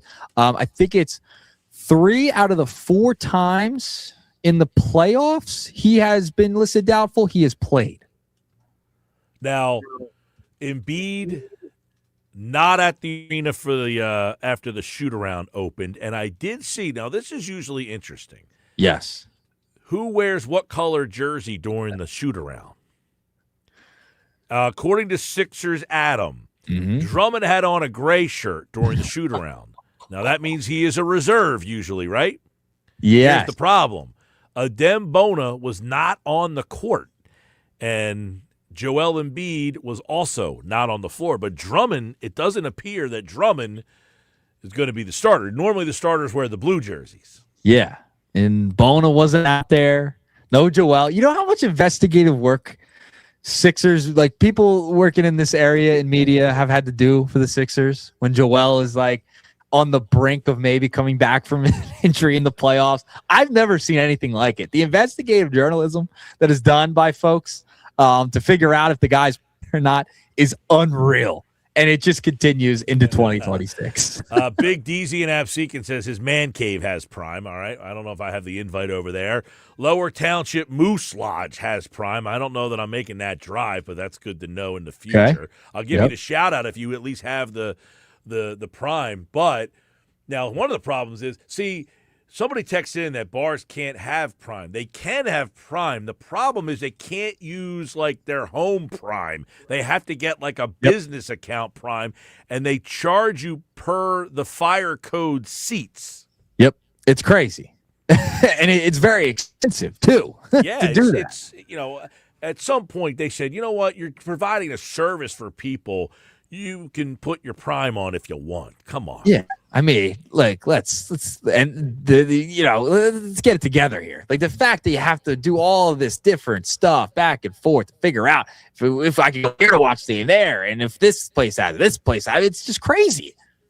Yeah, like I know several businesses that have the Amazon package, not just because of the NFL, but they've been playing NBA games throughout the year. So there's a lot of businesses that might have, for example, the NBA game tonight, but almost nobody got an Amazon, Apple TV deal. Like that's even harder to find, I would think. Josh, that's the problem. It's like you have multiple events on. It used to be, all right, it's on this channel on ESPN, it's on NBC here, it's on ABC here, and you could just have it on a couple of different screens, and there was no problem. You just have basic cable package, the whole thing, and now you got to go string together. All right, we're just gonna have this game on at this place, this game on at that place. That's the problem. That's an interesting point, though. Most people you would think would have Prime because of Thursday Night Football. Right. Yep. So maybe more people have Prime than we think. But do they cancel it after the football season and renew as the football season begins? Good question. See, I used to do that. I used to be one of those people, but then Amazon offered me a deal to stay around. They offered me a discount on the Prime. So I was like, well, you have to offer me a discount on the Prime. All right. Well, I got a little top rope here. Getting a little message from Vagabond Egg Harbor Township. There you go. They will have the Prime. Oh, I might have to make a roll over there then. There you go. There you go. That's good information there. I got Robert's Place in Margate. Looks like they have Amazon Prime. Good to know. For the peeps out there who want to go out and watch the game, there you go. Well, I want to go out and watch the game, but I want it to be quiet at the same time. Yeah, I hear you. I prefer to be in my dungeon watching the game, especially so where you watch. You're working the game tonight. Yes, I will be working the game. So when Tom McGinnis talks on the radio tonight on 97.3 ESPN, it'll be like, Hey, I'm back in the studio. Is Nick Earnshaw? Yes, correct. Nick Earnshaw producing tonight's game. There you Get go. excited. All right, There. guys. They're nuggets. I'll All talk. right, let us know if you know a place that's carrying the Amazon Prime tonight. Sports Bash 97.3 ESPN. We'd love to know. We'll give you a little plug on that one as well. Sports Bash Live. Sixers on Amazon, Phillies on Apple TV Plus, and then the draft. And of course, you can listen to the Sixers-Celtics right here on 97.3 ESPN. The draft coverage will begin on Rock 104.1, and we'll pick up the coverage on 97.3 ESPN as soon as the Sixers-Celtics Game 3 is over. So if you want to listen to the draft, Rock 104.1, Sixers-Celtics 97.3.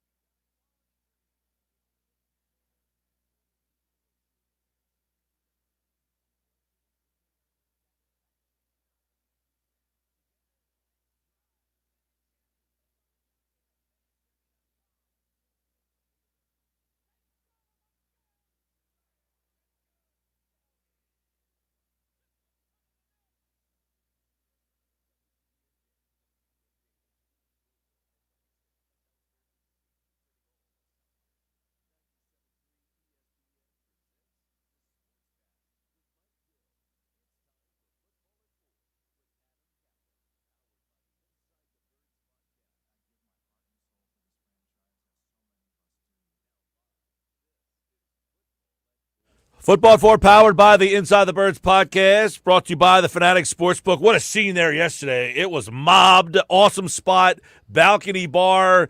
We were there live, getting you ready for the draft, and then the draft started to make some noise. We're going to break it all down. Adam Kaplan from the Inside the Birds podcast. The Eagles select wide receiver Makai Lemon. They trade with the Dallas Cowboys, 2 fourth-round picks, and they flopped their first-rounder to take Lemon.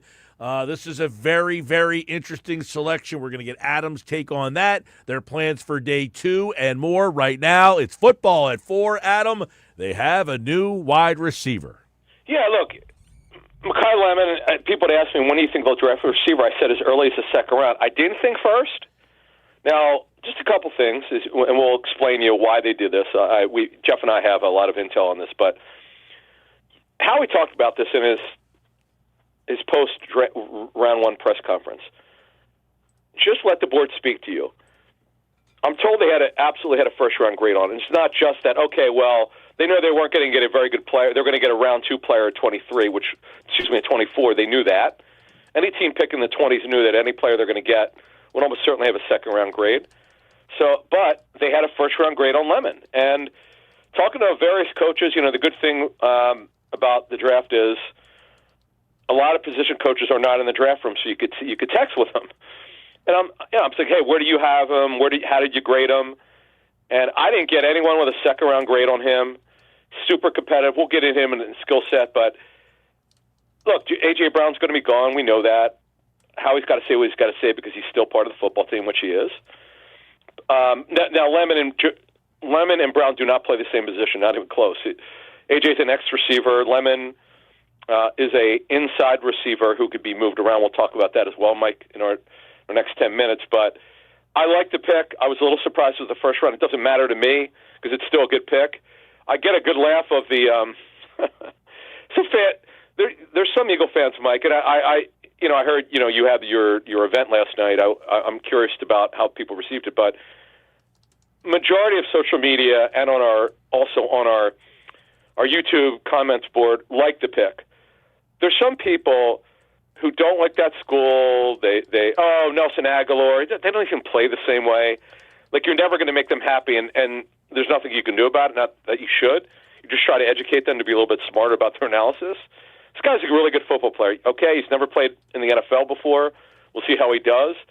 But this is a very respected player here. Yeah, I like the pick a lot. I'll give you that information right off. But how does he fit? A lot of slot. He lines up in the slot over 60% of the time. I mean, a lot of stuff short, intermediate, not a throw that Jalen Hurts likes to make. Well, the big one is in the middle, interior. He roams. He will play majority of the time as an inside receiver. That's what I'm told. The Steelers, by the way, will just mention it's not just the camera on him. They were going to draft him, I'm told. They see him a specific way. Though the Steelers saw him, Mike, as a first inside but a move receiver. They felt that because of the space that was open, college football, the spacing is much greater than it is in the NFL. Mike McCarthy really wanted him because he does not have two guys. He has two tall receivers. They don't have someone who can work the middle of the field. Well, the Eagles like that ability that he has. As Jeff Mosher said 100 times in the last 3 or 4 years, they badly need a true slot receiver, not someone who can line up inside like Devontae Smith. That's not what we're talking about. Someone who works almost exclusively inside. That's what Lemon does. Super competitive, super tough, really good hands, good route runner, physical right after the catch, but he is zero juice downfield. He is not a downfield threat. Talking to receivers coaches who really liked him, there's not much you can do about it. He's not going to all of a sudden run a 4.3. He doesn't run that well downfield. Past 15 yards, he loses steam, but they don't need him to do that. This season, you got Hollywood Brown. You got Devontae Smith. Maybe they'll add another receiver. Who knows? They'll have enough speed, Michael, on the football team. And who said? And by the way, they might get a vertical tight end here in this round or later on. His skill set, as you kind of look at it, he's kind of an inside guy, slot guy. Doesn't drop the ball either. He catches everything. One drop in 110 targets last year for him. So his skill set will fit. It seems This is a clear indication that Sean Mannion's offense is taking over, and that anybody who had any concern that Nick Sirianni's offense was going to still be around, this pick seems to show you that they are committed to changing this. Well, here's the thing, Mike, as we told you when Mannion was hired. Like, you could argue about what's happened in the past when they wanted to give Kellen Moore a lot of autonomy and it didn't happen. Well, they actually wanted to do it, but because Hurts throws a specific way and doesn't like throwing the ball in the middle of the field or with good timing, became a problem. Well, this offense cannot function at all, if A, you don't throw the ball in the middle of the field, and if you don't throw with good timing. Makai Lemon's going to help him do that. Devontae Smith could help him do that. Dontaven Wicks, and I want to get into the receiver core in a second. It's going to look so different, Mike, this year. Plus, the tight ends are going to be involved. This is a true West Coast offense. We told you this as soon as Manu was hired. This was planned. This is not about sending any kind of message. This is about moving forward. Anyone could receive the message that they want to move forward. You could take it any way you want. Eagles don't care about that. They want to move this offense along, and that's what they're going to do. How does this group now come to into shape after this pick? That's the question. All right. Here's the way it looks as of now, and we'll see if they add anyone else through the draft. With Brown on his way out, when they go 12 personnel, now it depends when Lemon, Mike, is ready. Lemon, Mike, is not a big guy. Yes, he's strong. He plays bigger than his listed size. He's very physical, but he's not 6'2" and 210 pounds. You just, there's certain things, he has Mike, he has a size limitation. You just have to live with that. But when they go 12 personnel, which is 2 tight ends and 2 receivers, it's Goddard, it's Johnny Muncake.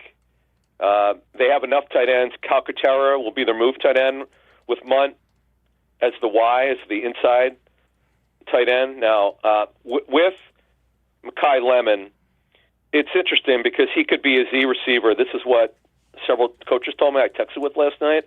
But he's way better inside. But the thing about Lemon is, Mike, he's a willing learner, I'm told. He is physical. You love that.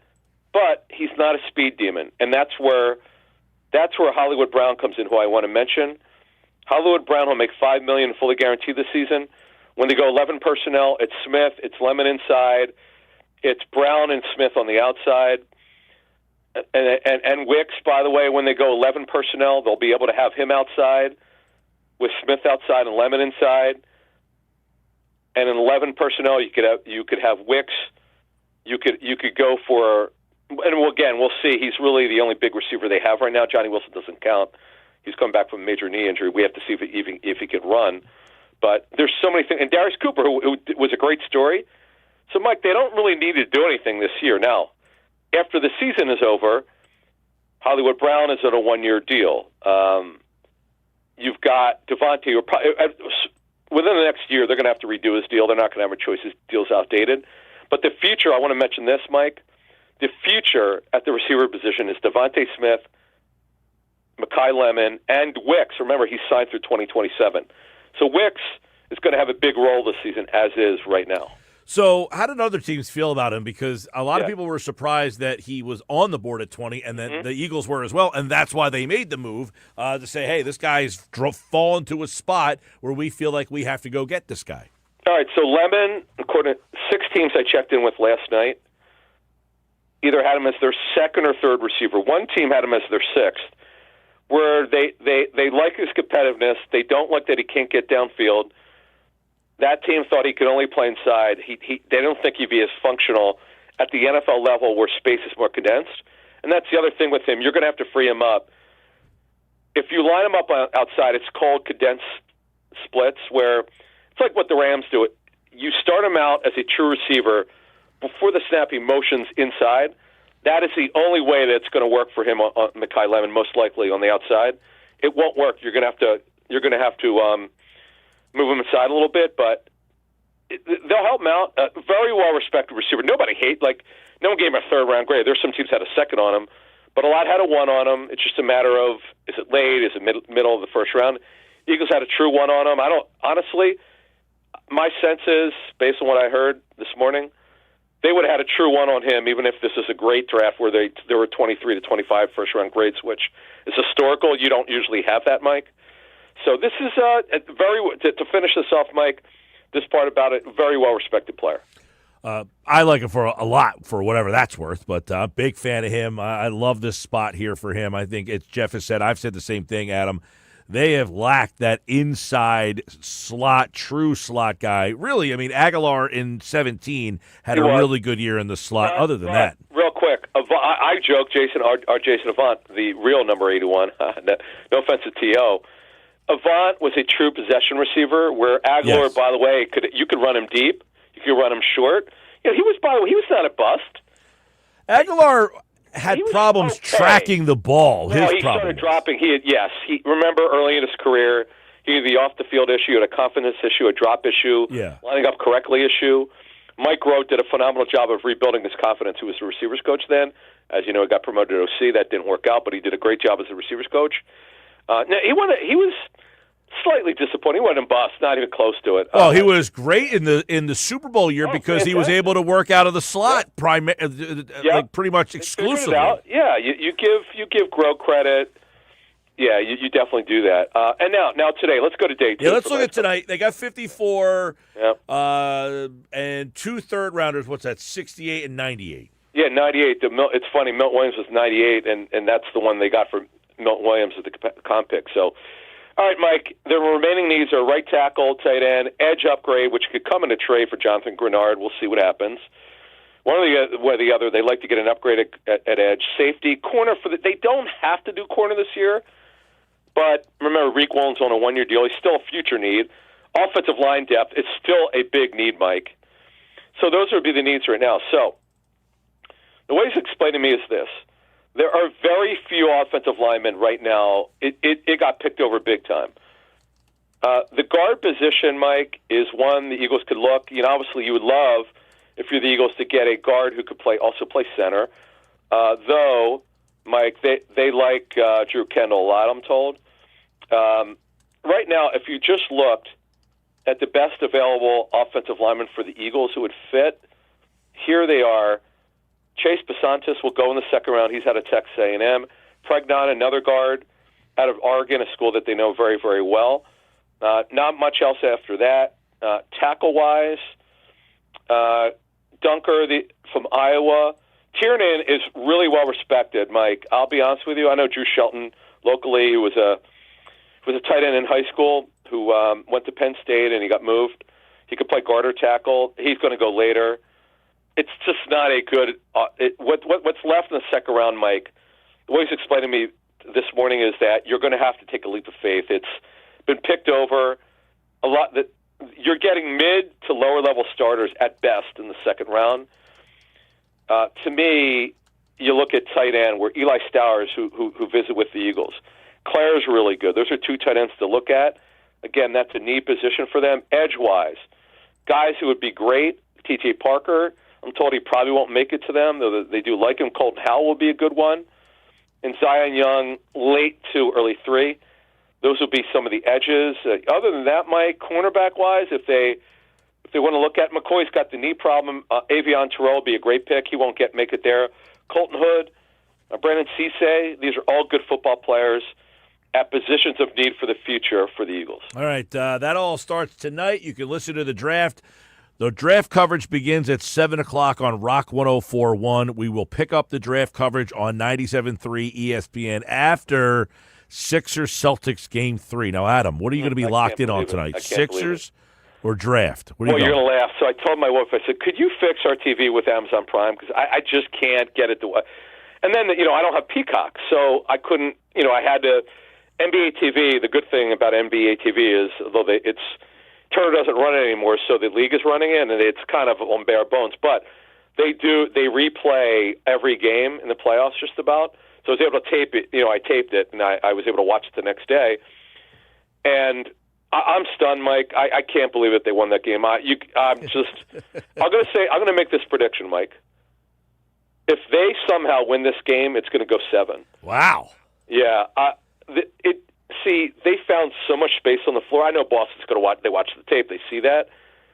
But because Edgecombe did what he did, and now he's got that confidence, to do what they did in that building, Mike, and on the road against that team, one of the top 3 teams in the NBA, now that Tatum's back, I'm not I'm not a Sixers homer. Well, I am a Sixers homer, but I'm a realist.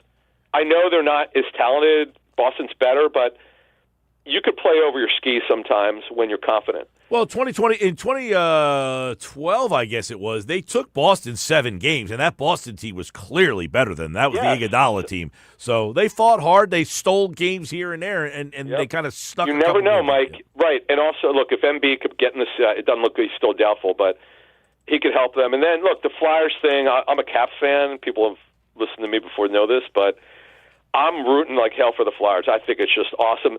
You know what I was saying? I was getting a haircut today. I was talking to the barber. I said, I don't think these kids know any better. They're just going out there and playing. Isn't it great when you play free? Yep. You're not worried about anything else. And got to give Rick Tocchet credit, former Flyer, obviously great. And they've been so much fun, man. If these damn entitled Phillies could get their act together, I'm so frustrated. I cannot tell. I can't take it. Well, by the way, Phillies lineup just dropped. I'll give it to you, Adam. Quick. Do it. Turner, Schwarber, Harper, Garcia. No more Reyes. He is out of the lineup today. Marsh 5, Stott 6, Bohm, Crawford, and Garrett Stubbs. I told Josh real quick. I told our Josh here, Josh Hanning. I said to start the season, give it 2 weeks. Topper admit his mistake and take Bohm out of 4 and Stott out of 5. Well, it took like 4 weeks. Stott is not a 5 hitter. No. He's not even. It's embarrassing. I know. He had a great spring. You know what spring training is for good output. It's the same as OTAs in the NFL. It means absolutely nothing. I agree with that. So good luck, Phillies. Let's get it going here, huh? All right, Adam. Well, good stuff, man. The draft recap. We'll talk to Adam on Tuesday to see what he thinks about rounds 2 through 7. Thanks, man. That's good. Thanks. All right, Adam Kaplan, everybody, here on the Sports Bash Live 97.3 ESPN, the 97.3 ESPN free mobile app, and live video streaming on the X platform, YouTube, at Mike Gill Show on the X platform, YouTube, 97.3 ESPN. So, you heard what Adam had to say about the draft. Now, I don't want to put words in his mouth, doesn't seem as, excited about Lemon as I would be. I would say this. I like the grittiness of the player. He's an oddball, that's for sure. 4 games this year with 150 yards or more. Most by a USC player since Drake London, who was a first-round pick. 1 drop in 110 targets. That's outstanding. 31 catches of 15 or more yards in 2025. That is tied for the most in FBS. 39% of his catches went for at least 15 yards. So, Adam was talking about he's not like a down-the-field guy, but I'll take 15 yards a chunk every time.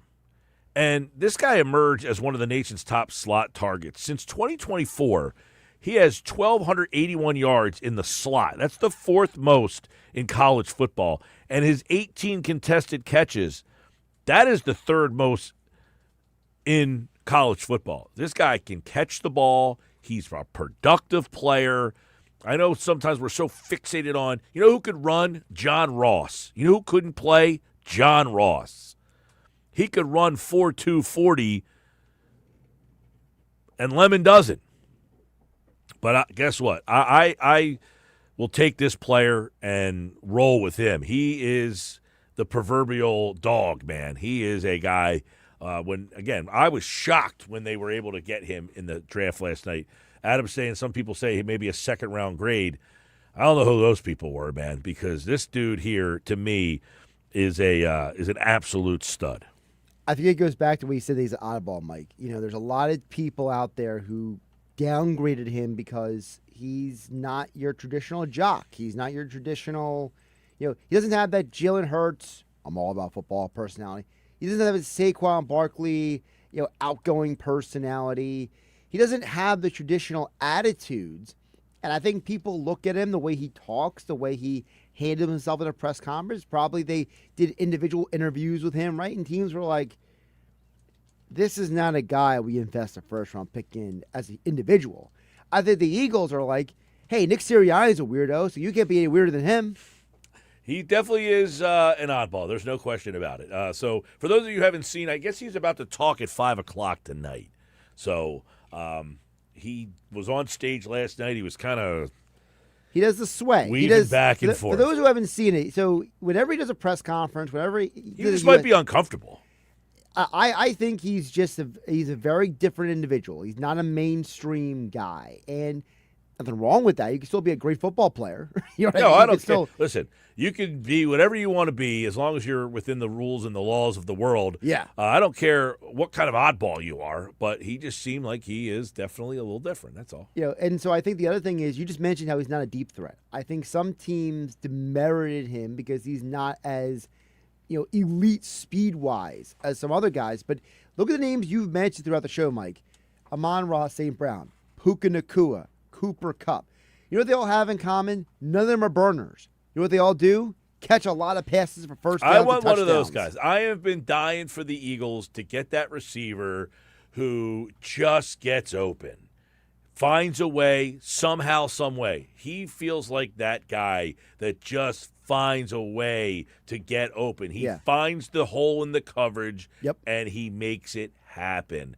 And that doesn't mean you're like, well, how come nobody else took this guy? He got, he's a first-round pick. He went to 20. The Eagles had him ranked in the top 15 on their list. And I should mention, Matt Miller of ESPN had him as his number one receiver.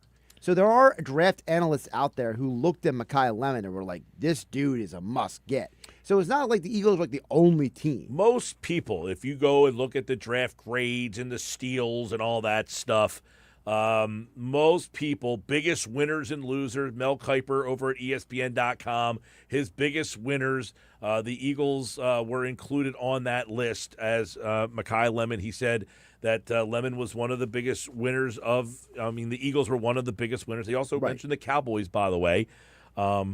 So, yes, a lot of people said the value that the Eagles got. I saw The Athletic had him listed as, I believe, their 8th best player overall, and the Eagles got him at yes. 20.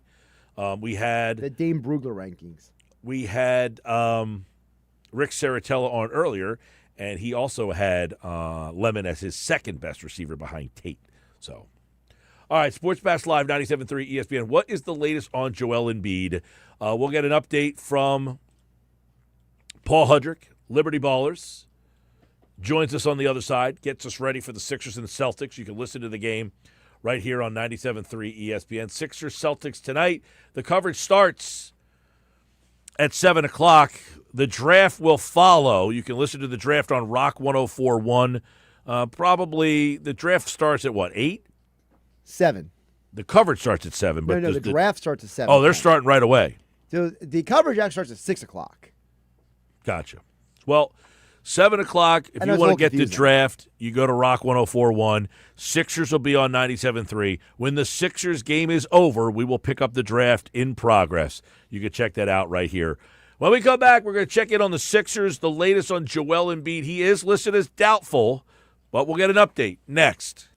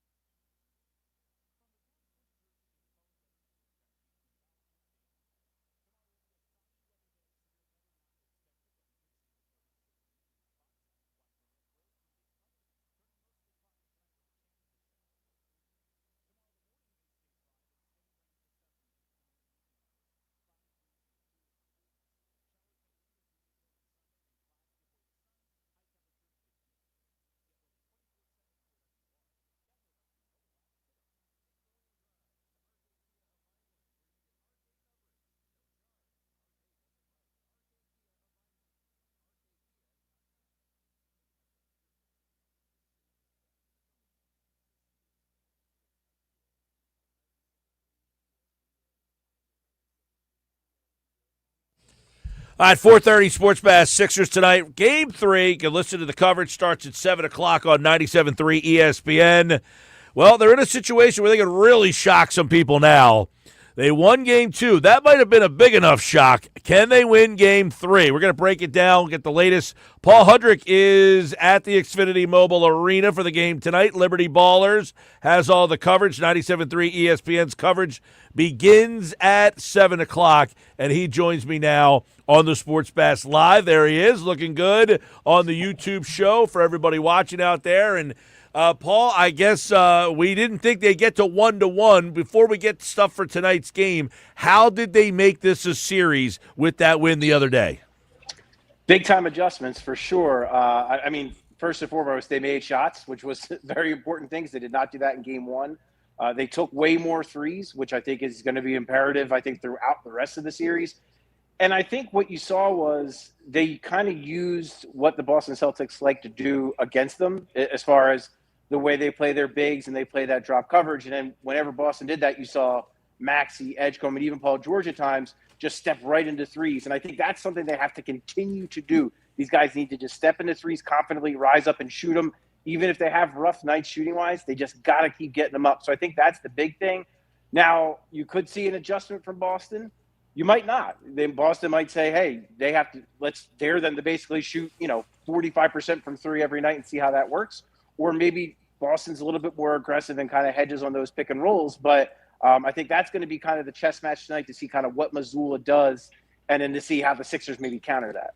Yeah, it's interesting because one of the things is you just said it. They just seem to dare the Sixers to shoot. And I thought the late couple threes from Maxey, he got a lot of space and he stepped right in without hesitation. I'm wondering if that got him kind of going because he has been struggling with that shot. You wonder him hitting the first one and then following up with that other one and him flexing, and that was his moment of, I think I'm back, baby. Maybe. I mean, I think that's when you look at the first two games, like you said, Tyrese has not been very efficient. He's missed a lot of shots. He got really hot in that fourth quarter and kind of closed the game out. But 2 games in, and you have not gotten like a Tyrese Maxey kind of signature game. So the fact that that's still on the table for the Sixers is a very good thing. And yeah, to your point, Mike, maybe this is what gets him going. I'm sure that pinky, it's still not great. He's still wearing the splint, and I think he's still getting used to that. So maybe this is a step in a direction where he can say that he can confidently rise up, especially off the dribble. I think that's where maybe he struggled the most with that shot, with the splint on his finger. So maybe that fourth quarter can give him some confidence. And then even that beautiful N1 finish he had against Tatum, and then he barks at the crowd. That was, quite the signature moment and maybe getting him going a little bit. So for sure, the Sixers, there's going to have to be one game where Tyrese Maxey, as the best player on the team, is going to have to just take one over. And that's how, if they're going to prolong this series, one of those games is going to have to happen. Paul Hudrick, Liberty Ballers, is getting ready for the Sixers tonight. Now, they are 1-1. They got a 59-point duo with Edgecombe and Maxey. Edgecombe was awesome. I thought the big part with Edgecombe, too, Paul, was his rebounding. They needed all those boards. And I thought, even though they lost on the boards, late in the game, they got some key rebounds. Edwards, him. That's something that is going to have to be a big part of this again. But can you get another 60-point night between Maxey and Edgecombe? Yeah, maybe. Would I say they need to do that? No. But, you need VJ Edgecombe to just be VJ Edgecombe, right? Like, you just need him to be aggressive, find his spots, get to his spots on the court, and when he gets a shot, take it. The rebounds, like you said, that's huge. I mean, he had 10-plus against Orlando as well in the play-in. And because this team, we all know this team has struggled mightily with rebounds, no matter who's on the court. So when you have a guy with the athleticism that VJ has, you need him. You need him to crash the glass. And then on top of that, Mike, think about it. When he's grabbing 10 rebounds, that's 10 opportunities for him to take the ball off the rim and push it the other way and get out in transition. So I think it's twofold in the sense that they just need it, right? They just need a guy to get in there and grab those defensive rebounds, but then also could ignite their fast break. And that this is a Boston Celtics team that doesn't want to play that kind of game. So the more you get them in that kind of game, I think that only benefits the Sixers as well. Well, I don't know about you, but so far in the first two games, you got a big Maxey game, you got a big Edgecombe game. You have not got a good shooting game from Oubre, although that 3 hit late in the fourth quarter, that was a big one. Is there a big Oubre shooting game somewhere to come still and a big George game? If that happens, I could see them maybe hanging around. Without that, I think they got no shot. And then, of course, there's one big other question that we will get to. But the Oubre shooting night and a George night, those two they have not had over the first two games. Yeah, I'll start with Paul George. I mean, I thought he was maybe quietly, he had a very good game in game two, because it wasn't just about the scoring. I mean, he had 19 points. He was efficient. I think he was 7 of 13. He had 3 assists. But again, it wasn't just that. You saw what he was able to do as far as manipulating and bending a defense. That speaks to the respect that a guy like Paul George warrants from an opposing team. They doubled him every time in the post because they knew if it was Peyton Pritchard one-on-one in a switch, he was going to cook, right? And I think that attention, that gravity alone is huge for the Sixers, and it's going to that's part of what freed up Edgecombe. That's part of what freed up Maxey late. Right. So I think that it's not necessarily that Paul George needs to have a big game, but he needs to keep doing that. As far as Oubre, look, Oubre shot 36% from 3 this year. It was the best shooting season of his career. And, he was, to me, one of their unsung heroes throughout the season. So it was a little surprising to see kind of how poorly he shot in game one. Like you said, not only game two, not only did he make that 3, but I thought, too, he was more aggressive getting to the basket. You saw kind of those more patented Kelly Oubre, put my head down and I'm going to score no matter what kind of drives. And I think that's huge. The other thing, too, Mike, yes, I agree, you need an outlier, a guy who you don't foresee to have a big game. Typically, those happen at home. So you're looking at games 3 and 4 here. You're going to need a Quentin Grimes or a Justin Edwards, one of those guys who just get off and just go and hit maybe a handful of threes, and that could also swing a game in the series. Has Edwards jumped Barlow? I mean, what do you make of that? Justin Edwards closed the season, I thought, excellent. He was excellent. I thought he was really good to close the year out. And I think in this series where, the biggest 4 that they deploy is Tatum. So you kind of almost have to pick your spots with Barlow, maybe where you just want to give Tatum a different look, a longer kind of defender, a guy who could be more physical. Those are the spots where maybe a Barlow is a better fit. But then otherwise, I thought Justin Edwards, he looked fine defensively. He held up fine. He grabbed some big rebounds last game too, which is something I know Nick Nurse has been on him about, is hitting the glass, because he is tall, he is athletic, he can do that. And then for him too, it's just he's a guy who, when he's open, he's going to shoot him, and they need that. They need a guy who is not going to be afraid.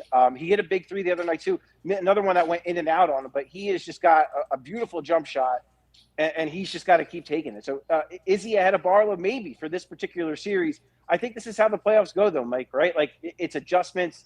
Game to game, it's going to be different. So I think, depending on how the game goes, you could see more Edwards, you could see more Barlow. I think it's all about how the game kind of plays out.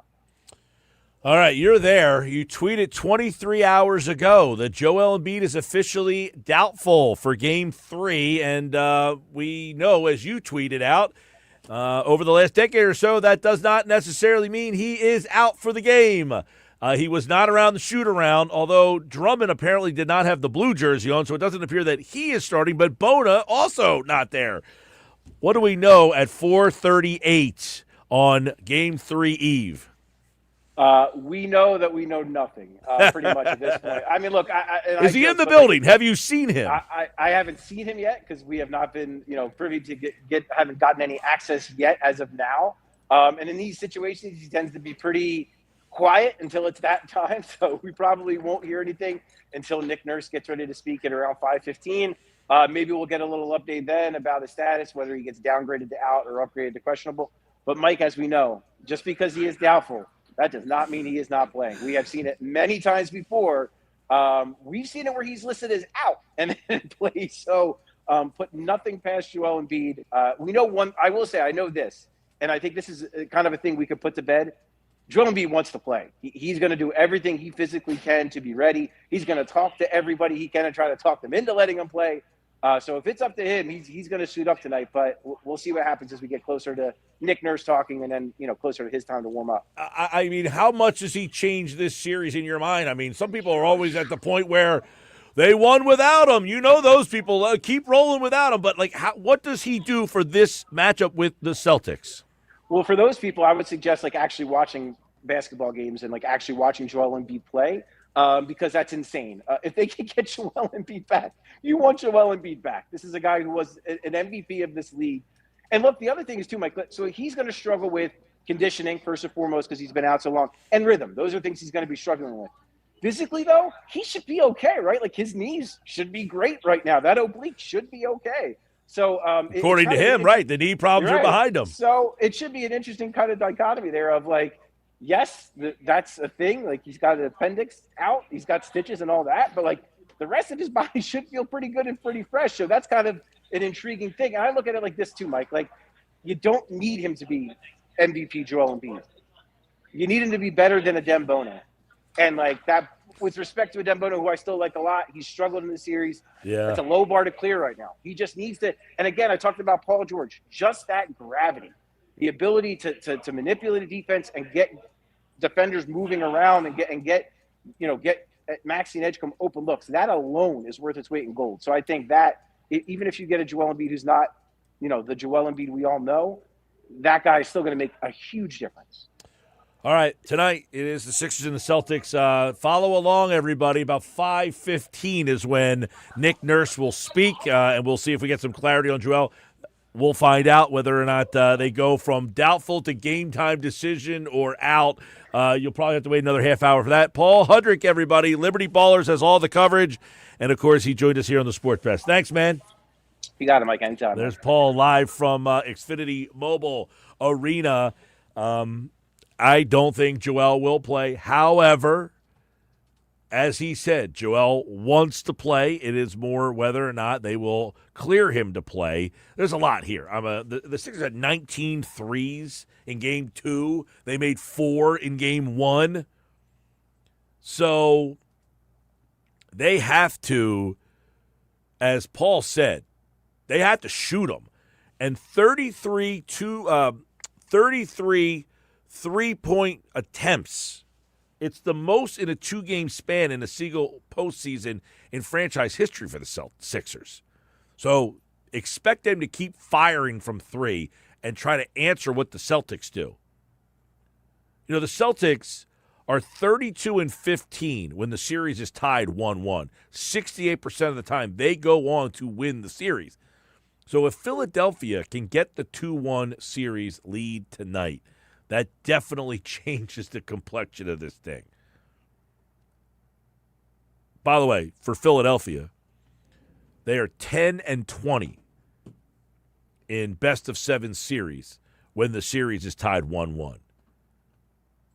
So a lot of times the series is 1-1, and Philadelphia has not done a good job here. So that's Paul Hudrick's take. What do you guys have to say? 609-403-0973, 609-403-0973. I definitely would say X factor here. Haven't had the big game from Oubre yet. He talked about Paul George had a good game, and I agree with that. I said he hasn't had a big scoring night yet, where Paul George comes down, hits a couple elbow things, some turnaround, some fades, a couple threes, and you look up and you're like, okay, Paul George has 25. Haven't had that game from him yet, and they're still tied 1-1. But the caveat to this is you need a big game from Maxey. You need a big game from Edgecombe, right? And you need a big game from Maxey. You need a big game from Edgecombe, and you need that third guy. And you need that third guy to be able to say, I'm here with you. They won a game, and Paul George had 19. He was your third guy the other night. I'd like to see, because I don't think that Edgecombe goes for 30 again. Now, the big question is, how do the Celtics shoot it? You've had 2 massive games from Jaylen Brown. He has 62 points in his first 2 games this series. Can he stay on a heater? I'm not saying he's going to stink, but my man's been on fire. And then there's Tatum. 25 points a game. Celtics are 40-19 when Tatum scores 25 or more. Does Tatum have a 25-point game in him again? Those 2 guys, this is why the fact that they lost that game, I think, is so compelling here. The fact that the Celtics lost game 2 is very compelling because it's at home, kind of a little bit of a surprise, right? But add in the fact that you lost at home on a day where Jaylen Brown scored 36. It's not like he stunk. I mean, Tatum had 19 in the game, not a terrible game, but they got 39 from Brown and really nothing from anybody else. Derek White was 2 for 10 from 3. They just didn't shoot the 3 well. They were 13 of 50, by the way. 13 of 50. So this is going to be, can the Sixers get a third guy to come carry the load? And the Celtics have already got 2 big games. Brown had 36, Tatum had 19.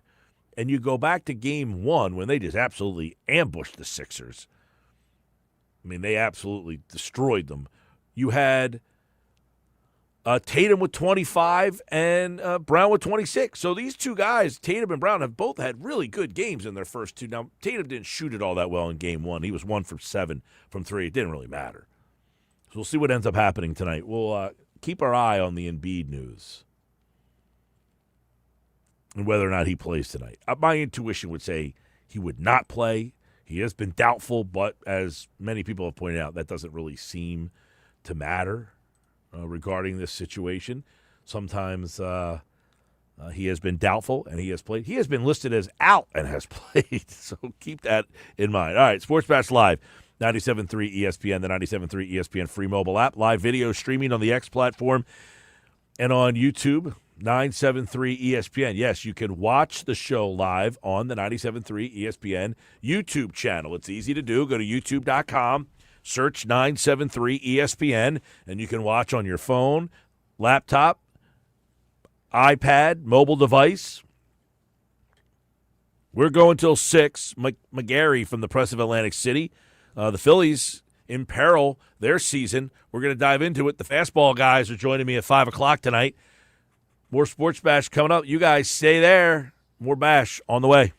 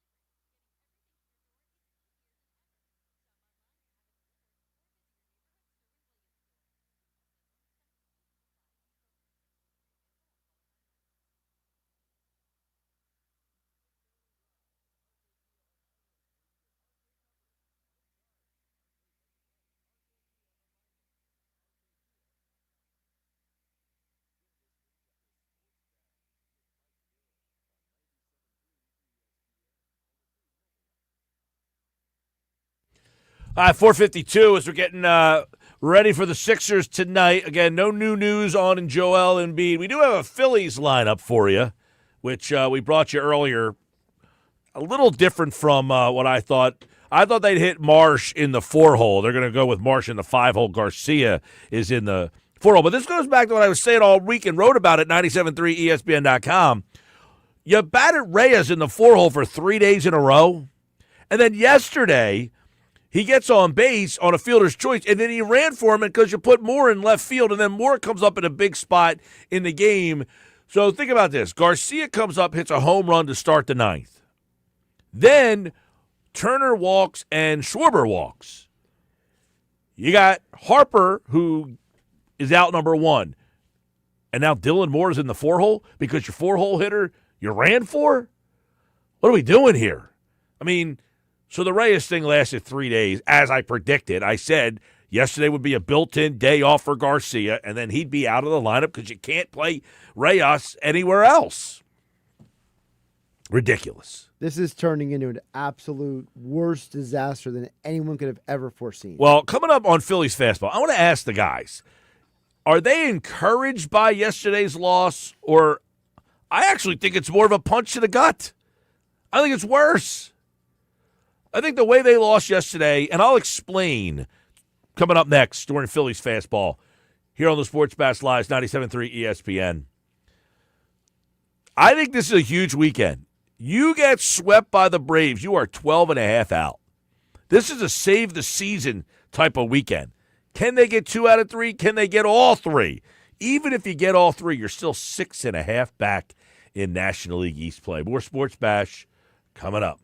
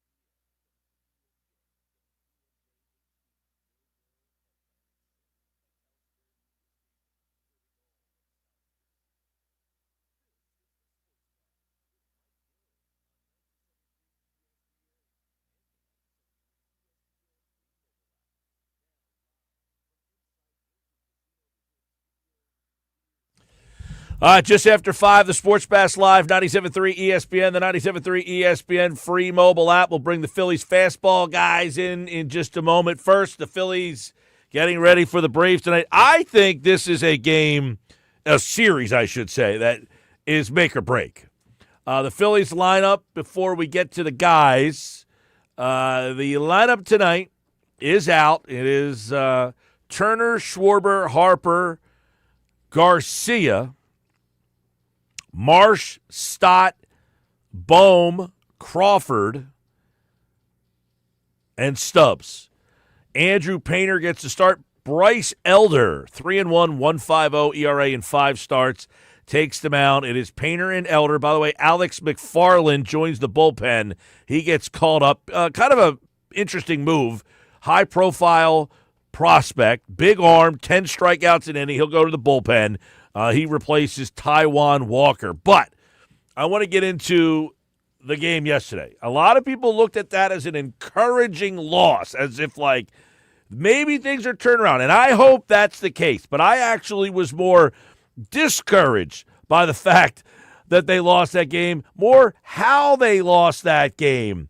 Guys, Oscar, Jeff, Phillies fastball segment is back. Jeff, I'll start with you.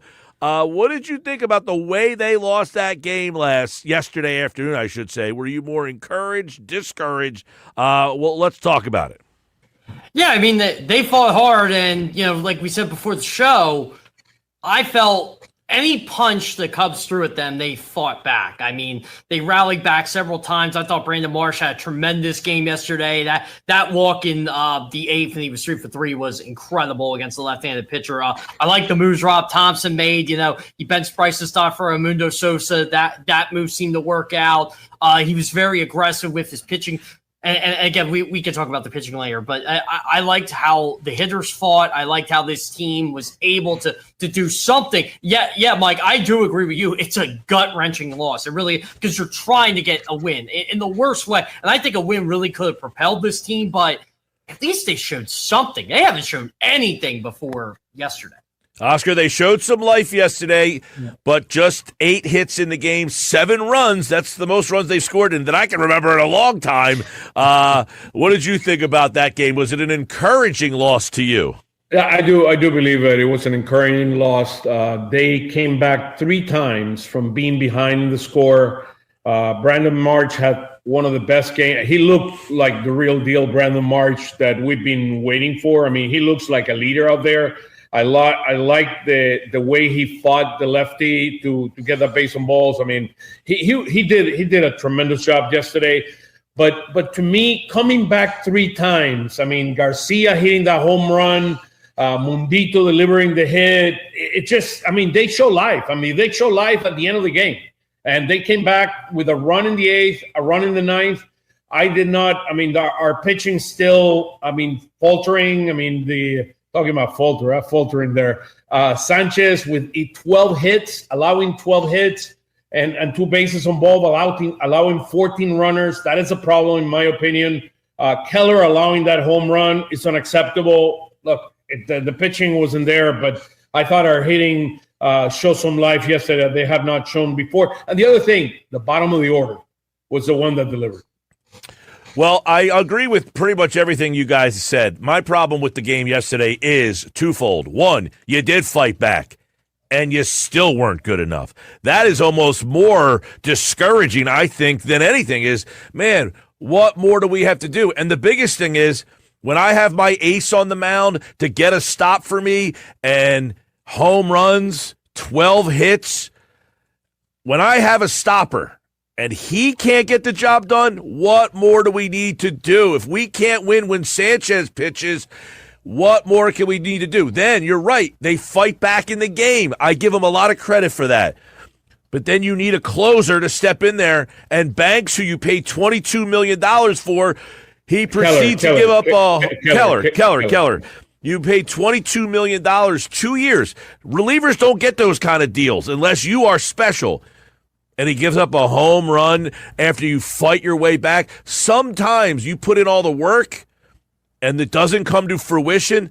That's a bigger punch to the gut than anything. So I'm very intrigued to see if they in fact fought back and this propels them, or if they fly to Atlanta and say, what do we need to do to get out of this? Because yesterday, that might have been their best punch, and it wasn't good enough. You know what's still upsetting? I'm glad you guys both brought up Christopher Sanchez. I am so disappointed in this starting pitching. I've been harping on this all week, but come on. Like, they can barely get out of the fifth inning. I mean, he barely got out of the fifth inning, and he probably shouldn't have went in the sixth anyway. He kind of took one for the team there, but, 6 earned runs, like, this is supposed to be the backbone of your baseball team. You got highly paid starting pitchers on this team, from Aaron Nola to Christopher Sanchez to Jesus Luzardo. Zach Wheeler will be coming back this week. Taijuan Walker's gone, so he was another highly paid guy.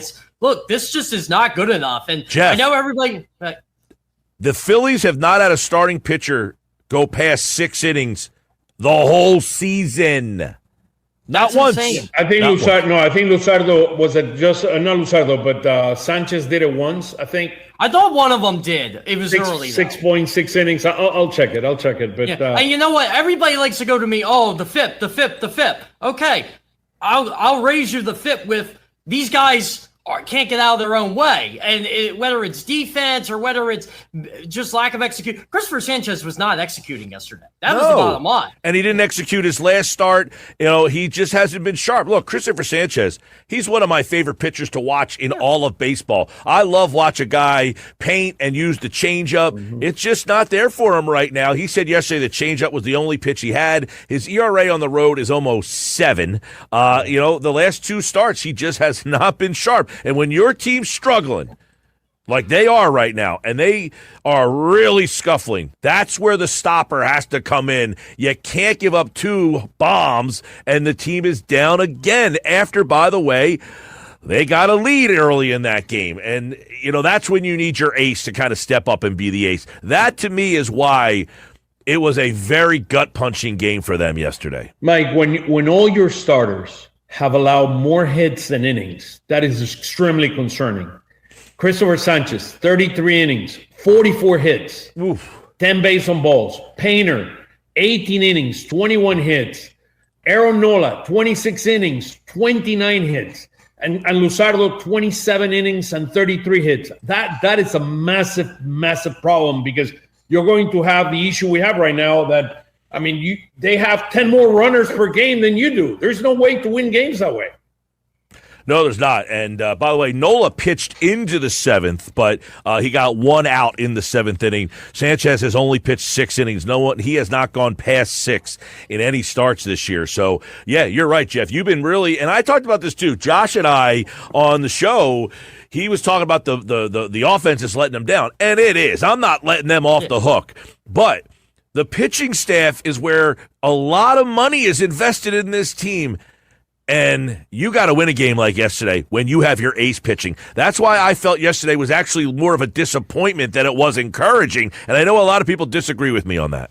Yeah, this is why I get so upset with the starting pitching, because I was literally told this team is built by their starting pitching. The contracts say it. They have the talent. They are not performing up to their level. I think we all could decode there were going to be holes in this. We said a couple weeks ago they don't have a cleanup hitter. So why is it surprising Dave Dombrowski says it, right? They didn't have a 4 hitter. They didn't have a 5 hitter. That's why they're rearranging the deck chairs on the Titanic, because they just don't have that type of player. They have the starting pitching.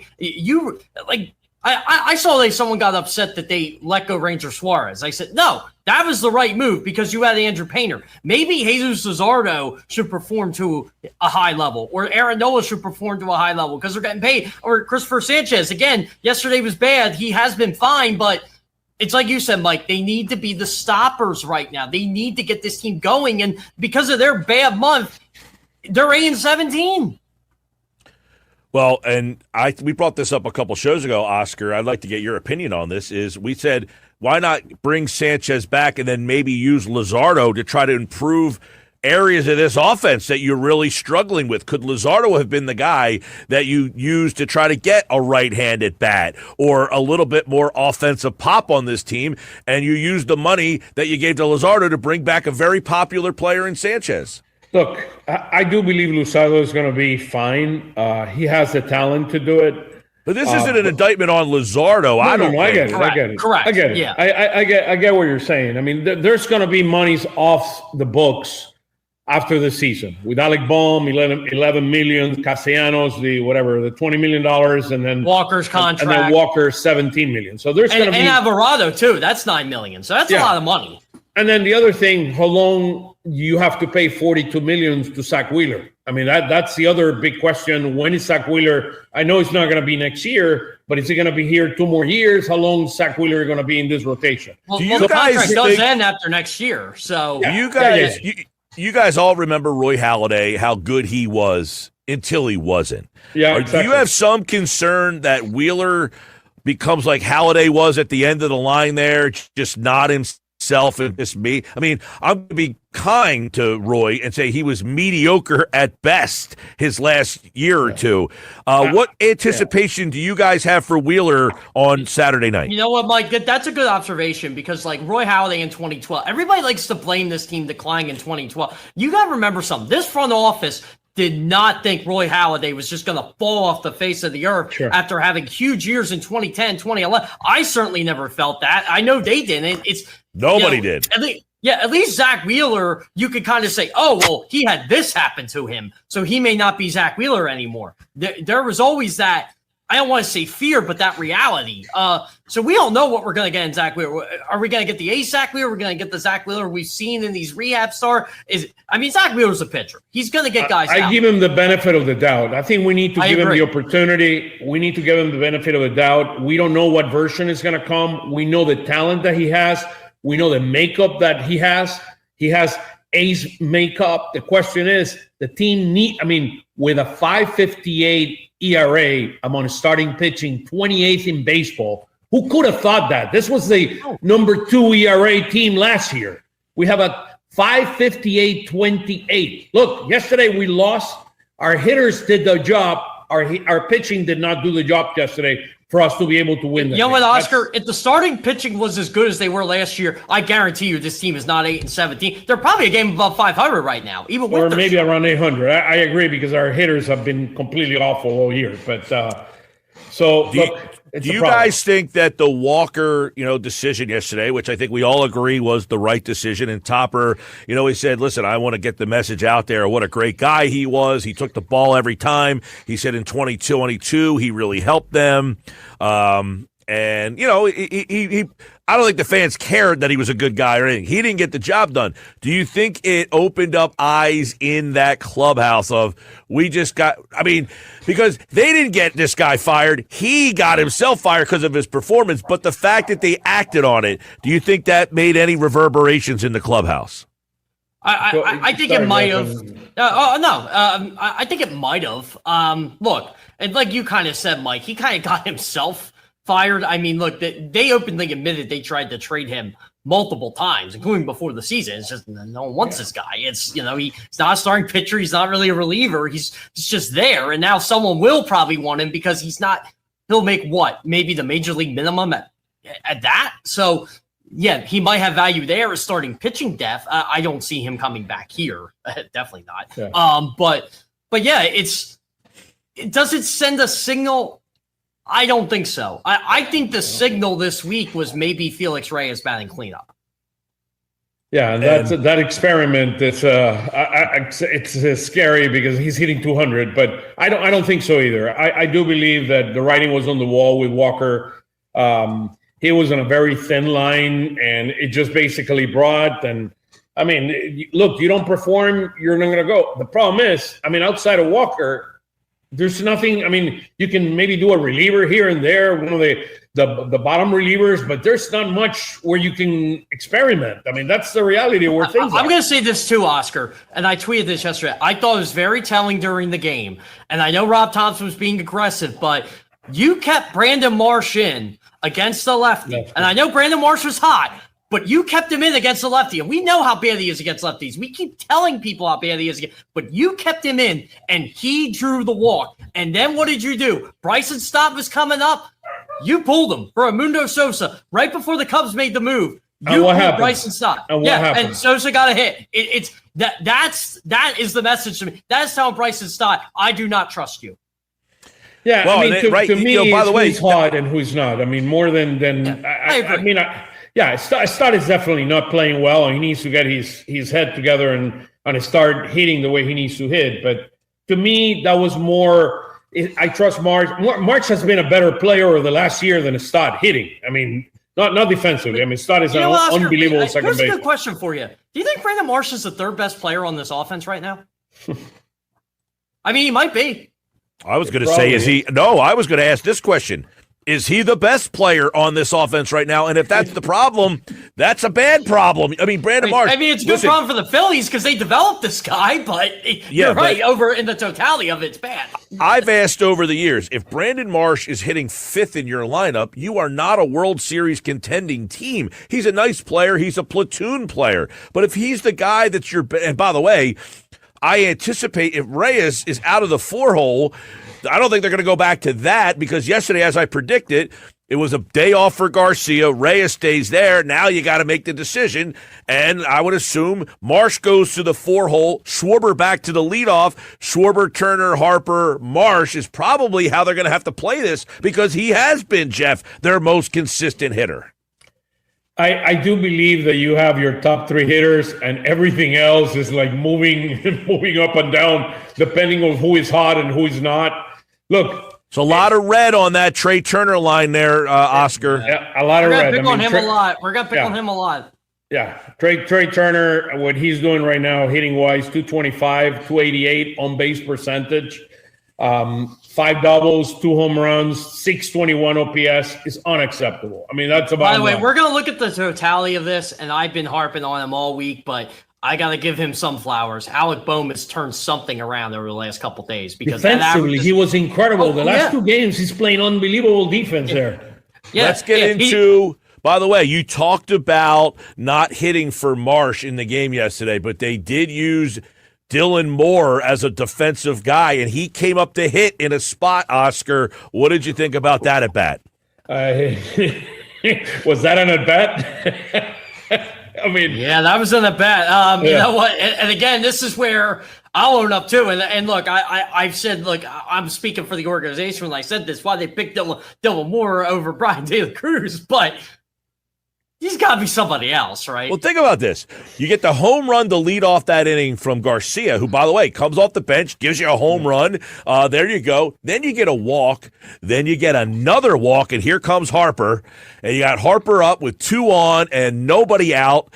He lines out to right field, and then you got Dylan Moore. It has to be the guy that's your option in that spot because you didn't want to play Reyes in the outfield.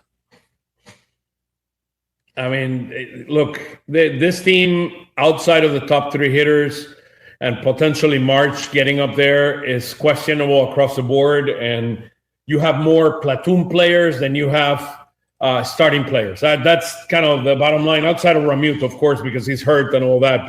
And he's there for his defense right now, primarily more than he's hitting. What, Oscar? Glad you pointed this out too. I get upset when people say, "Oh, This is what happens when you platoon." No, you have to platoon because you have platoon players. You have a platoon player in Brandon Marsh. You have a platoon player in Bryson Stott. You have a platoon player in I'll take Crawford. I take Crawford over that list. I think Crawford's an everyday guy, but let's just map this out for the record. Every team in the league is platooning people. They're all using analytics, and they're all platooning. You know, yes, their top 3 to 4 hitters play every day. But you know how many Yankee fans complain that Ben Rice doesn't play every single day for them? Yeah. You know, it's going on. Here's the thing. The numbers tell you to play a Mundo Sosa against a left-handed pitcher. The guy had a 900 OPS against left-handed pitching last year. You play that guy. I mean, I don't need numbers or the book to tell me that. It's there. It's right in front of you. That's why they do it. I wish people would. They get mad when Rob Thompson says, "Look at the numbers on the back of a baseball card." Just go look up the numbers on Baseball Reference. You would agree with him. Well, listen, I think a lot of people get mystified at why lefties have such trouble against lefties, but righties don't have as much trouble against right-handed pitching. Look at the angle. Look at the arm slot. There were 2 bats, 2 right-handed bats that you should have brought. One is Miguel Andujar, and the other one is Rob Refsnyder, the guy that used to play for the Red Sox. Those destroy left-handed pitching. Why aren't those guys in this team supporting? If you need to have, look, the 4th, 5th, 6th, and 7th hitter, they need to be platoon in this. By the way, lineup. Oscar, $4 million was Angela? $4 million? Yeah, something like that. I mean, yeah. that's what I'm saying. You could have afforded that unless he really wanted playing time and knew he wasn't getting it here. I mean, those are the guys that you needed to have here. And right now, I know you're trying to get camp and you're trying to develop camp. I get that part. But you're missing if 4, 5, 6, and 7 are platoon guys, you need to have the platoon. I get Mundito can be there for a start, but I mean you don't have anybody to go in and platoon for March or Ballmer at this point in time. This is what I would want to ask Dave Dombrowski or someone high up in the front office, and I think I get an answer. Guys like you mentioned, Oscar. Look at the Walker Buehler situation. He did not want to be here because he did not think he was going to get an opportunity here. Mm-hmm. I wonder if that was the case. It's like, look, we want to be with the Phillies, but are we not going to get the at-bats? Are we not going to get an opportunity to play every day because of Brandon Marsh, because of Otto Kemp, because of whoever, Alec Boehm, whoever it is? Like, we see the depth chart. We're not going to be a part of that depth chart. Are we going to be part of this team? I think that falls in the equation too. It's like, in a vacuum. And look, we just said it like, oh, it wasn't that much. They can afford that. You're right. They can't. But if I'm a player, I'm thinking the same thing. Do I want to play or do I want to win? And if I want to win, will I even be on that team when they win? They saw Whit Merrifield. They saw Max Kepler. It's pretty obvious. I mean, word goes around. Yeah, Refsnyder was 1 year, $6.25 million, and Andujar was 1 million for 1 year, $4 million. I like Refsnyder, by the way. He's gotten off to a horrendous start with the Mariners. He's hitting .079. A lot of these Seattle. guys have. I mean, look at Bo Bichette. It's around the league.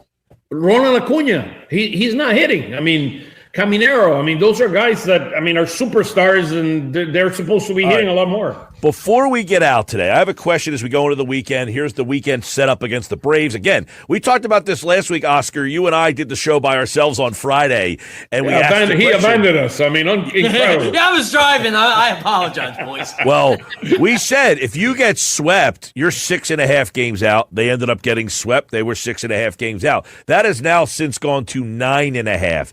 If you get swept this time, you will be 12.5 games out before the calendar flips to May. The pitching matchups this weekend, by the way, very interesting setup. The Braves kind of flipped their pitching a little bit. Brad Elder is going to go tonight, and then you're not going to get. I gotta hear, Mike. Sorry. All right, you're going to get Grant Holmes. Changed it. Grant Holmes is going to go tonight. Elder is now going to go Saturday, and Sale will go Sunday. You got Painter versus Holmes, Wheeler versus Elder, and Nola versus Sale.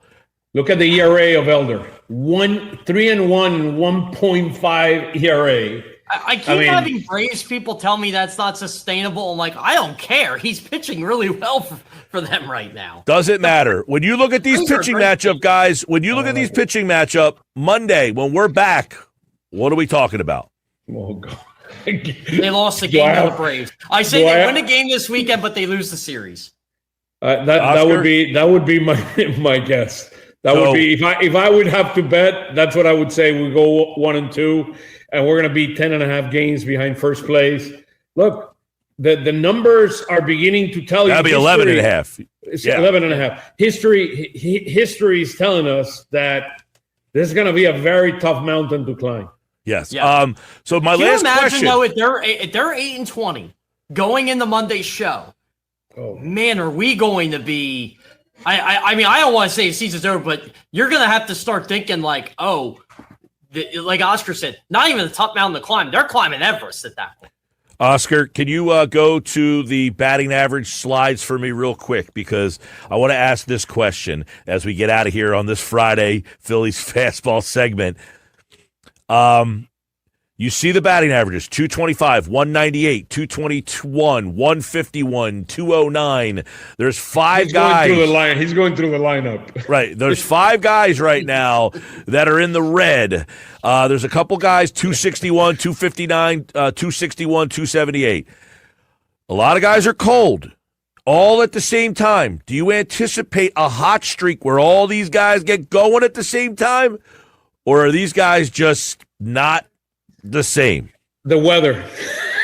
Check out the weather. I think this team will go as the weather goes. I mean, that's kind of the way I look at it. Will it be too late? Guys, it's been nice out. It hasn't been bitter cold, but a few games this year. That's the scary part about this. Yeah, and Schwarber has not been. I mean, Schwarber batting average is now 198. I mean, it's Schwarber's a lot of strikeouts. 38 strikeouts for Schwarber. Yeah. You know what? Schwarber is acting like he did, or hitting like he did 3 years ago when he had the 190 year, but he hit 40 home. By the way, if you're an old school baseball fan, I'm a mix of old school and new school, and I love Kyle Schwarber. I think Kyle Schwarber is a good player. But I'm telling you, man, this is unacceptable. I'm sorry. Someone who makes $30 million a year should never hit under 200. I mean, if he played 30 years ago, he wouldn't even have a job. I don't care what he hits. All right, boys. Well, big weekend down in Atlanta. The Braves right now can put this division away, at least for the Phillies. I think if the Braves sweep this series, sayonara time for the Phils. They are 9.5 games back. By the way, they are That's what I call optimism. Sayonara time. They are a minus 51. The next closest team is the Royals at minus 35. They are the worst team in baseball right now. 8-17 tied with Kansas City for the worst record, but a minus 51. Kansas City's a minus 35. They'll go into Atlanta right now, a plus 62 in run differential. 18-8 versus 8-17. We'll talk about it all on Monday. Guys, Oscar, Jeff, have a great weekend, fellas. Phillies Weekly on Sunday night at 8 p.m. Looking forward to have you there. Have a great weekend. Thank you, guys. All right, guys. Oscar, appreciate it. Jeff, I'll be back on Monday for more fastball here on the Sports Bash. I agree. Big weekend. Hey, let me tell you about my friend Rocco over at Key Acura of Atlantic City. Check them out if you are in the market right now and get you in to a brand new Acura Integra 2026 for $199 a month for 36 months. Get to Key Acura, Tilt Road, Egg Harbor Township, or visit KeyAcuraAtlanticCity.com. Go see what the excitement's about. Key Acura, the small but friendly dealer. See dealer for details. You know, Rocco reached out yesterday.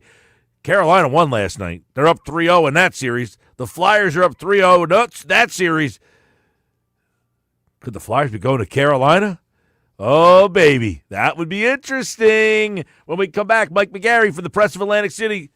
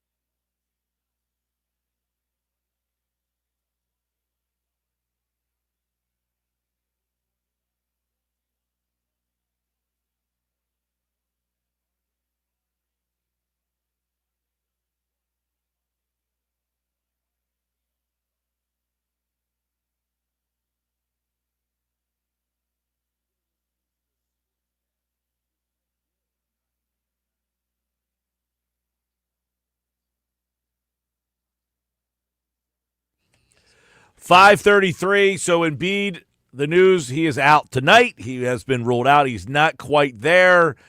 We'll see if he goes Sunday night, but he will not play tonight as the Sixers take on the Celtics on 97.3 ESPN. That coverage starts at 7 o'clock. One thing I have been hearing from some bar owners is they can't air Apple and Prime at the same time. They can only do one or the other. That's been a problem.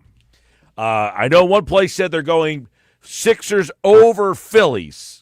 So what's Mike McGarry going tonight? You going Sixers, Phillies? What do you got going on tonight, Mike?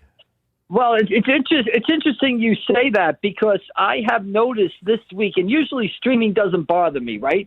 But with the NBA playoffs almost exclusively on Amazon this week, and you've got baseball and you've got the NFL draft, it's been a little bit of a problem having these NBA games on Amazon. So, I'll probably have the laptop out, and I'll have either the Phillies on the TV and the 76ers on the laptop or vice versa. But you're almost forced to have 2 to 3 screens working or else you can't watch the games because you can't flip. Right. I mean, you got Apple TV for the Phillies tonight. You got Prime for the Sixers. And then, of course, the draft is just on good old cable there. But let's start. I want to get your take on that Phillies loss yesterday because I thought it was actually – people were like they fought hard. Maybe they're coming around. I actually thought it's more of a gut punch to come back not once, not twice, but 3 times and have your ace on the mound and you still can't find a way to win that game. I actually feel, I get it, they fought, but it's almost like what more do we have to do? Yeah, I would agree, Mike. That was a game they had to win. And what I take out of this game and what I take out of this stretch, that yesterday's game was another troubling sign that this isn't the Phillies' year, and this thing just might not, the engine just might not fire this season, because what I take out of yesterday's game is Christopher Sanchez got beat up, and he has been hit around the last couple of starts. He hasn't looked like the guy who was number 2 in the Cy Young and was one of the favorites coming into this season for the Cy Young voting. And if Christopher Sanchez is not going to perform the way we expect Christopher Sanchez to perform, I think the Phillies are in trouble. So I agree with you. I think it's at the point right now, Mike, where there are no moral victories. You can't say, well, the offense hit and Brandon Marsh looked good and they showed some fight and stuff like that. You got to win a ball game, and you got to win 5, 6, 7 games in a row, or else this season, the old saying, you can't win a pennant in April, but you can lose it in April, and both the Mets and the Phillies might be proving that saying true. Mike, how peril is this series against the Braves? I mean, if you get swept again by them, and there's no reason to think that you wouldn't, they're playing outstanding, you're playing terrible, you'd be 12 and a half games out. Yeah, 12 and a half out on April 26th. It's unbelievable. So I agree with you. Mike, I almost think the division is gone now. I think it's going to be really hard to come back and win a division.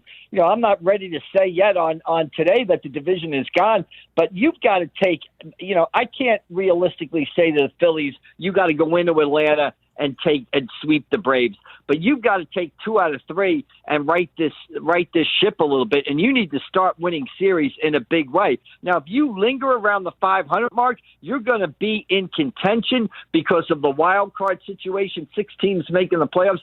But this team has got to start winning series, and it's got to start winning series in a hurry.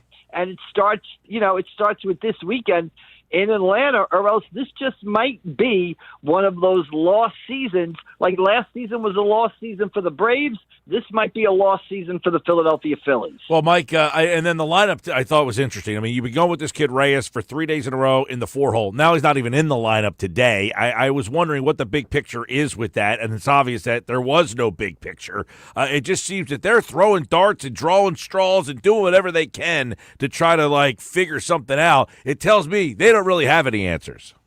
Yeah, absolutely. There are no answers. What they're doing, my line I go to all the time, they're trying to buy scratch-off lottery tickets at the local convenience store, and they're hoping when they scratch it off, there's a $500 prize there, and they don't have to toss that lottery card in the wastebasket as they leave the store, basically. Felix Reyes as a cleanup hitter was a reach. It just goes to show what Dave Dombrowski said is true. They don't have a cleanup hitter. There's a lot of reasons for that, but this is a troubling stretch. The team is too good probably to keep playing the way they're playing, but I think it's fair to ask, are they too good? You've just seen guys regress. You've seen Bohm regress, Stott regress, Orion Kirkland regress. Garcia hasn't, found his form that he had in 2023 with Texas. You just see guys going backwards. Trey Turner now looks like he's in a funk. It's like the only guy playing well right now is Bryce Harper, and everybody else on the team is struggling. And unless it stops, the worst thing about this, Mike, is, the great thing about summer is you can follow your baseball team every day. The Phillies might not even make it to May 1st before we lose interest in them if they don't start winning games. It is crazy. I mean, you wait all year. I mean, this team's been to the playoffs. You're like, baseball season, I'm ready.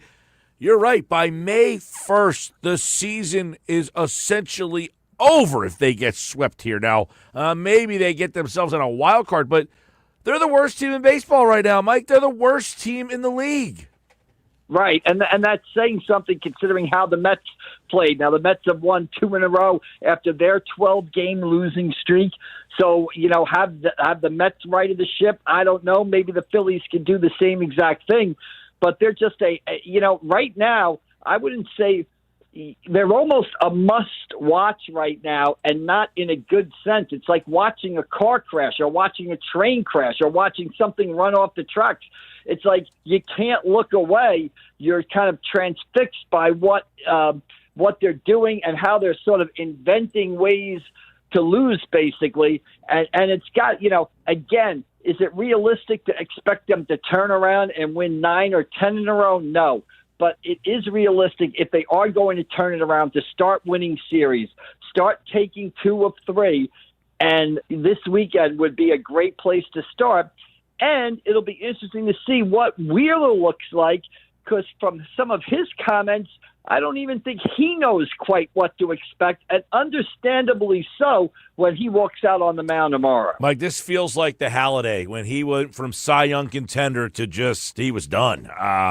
I'm not saying that Wheeler is going to be that bad, because Halladay was pretty bad his last year or so, but Wheeler just feels like he might just be an average guy at this point. I mean, that's what he's been so far at AA, AAA, whatever he's been pitching. He hasn't been great. I mean, he had one good start. The other one wasn't so good. But if you're thinking he's going to come out here and save this season, he only pitches every 5 days. I don't see that happening.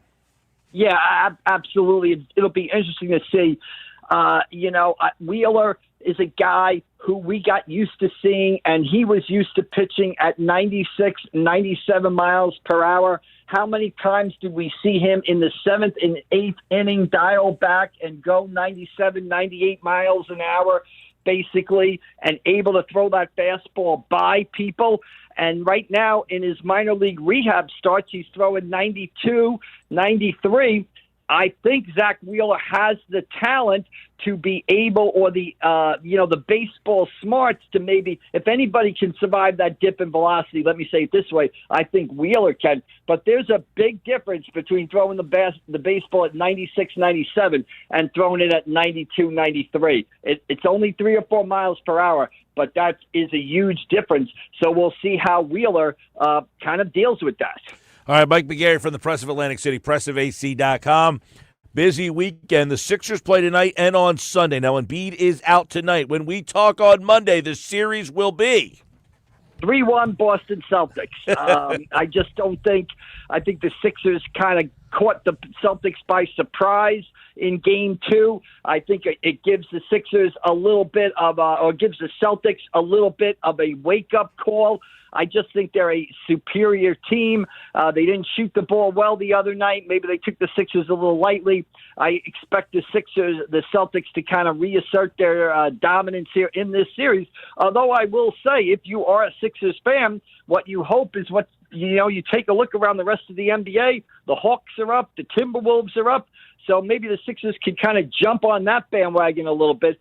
but I just don't see it. I just think the Celtics, just too much firepower with the guys in green from Massachusetts. All right, that game tonight, Game 3, listen on 97.3 ESPN. The coverage starts at 7 Sunday night. You can hear that game right here. By the way, Dan Vladar is a game-time decision tomorrow for the Flyers.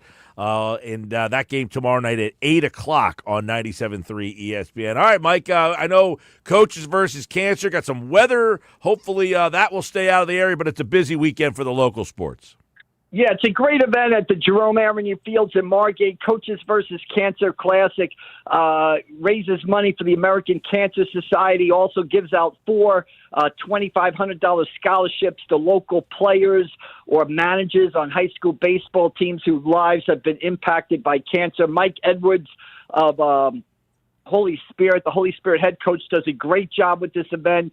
It's one of the highlights of the high school season. And like you said, the big game tomorrow night, Gloucester Catholic and St. Augustine, 2 perennial powers.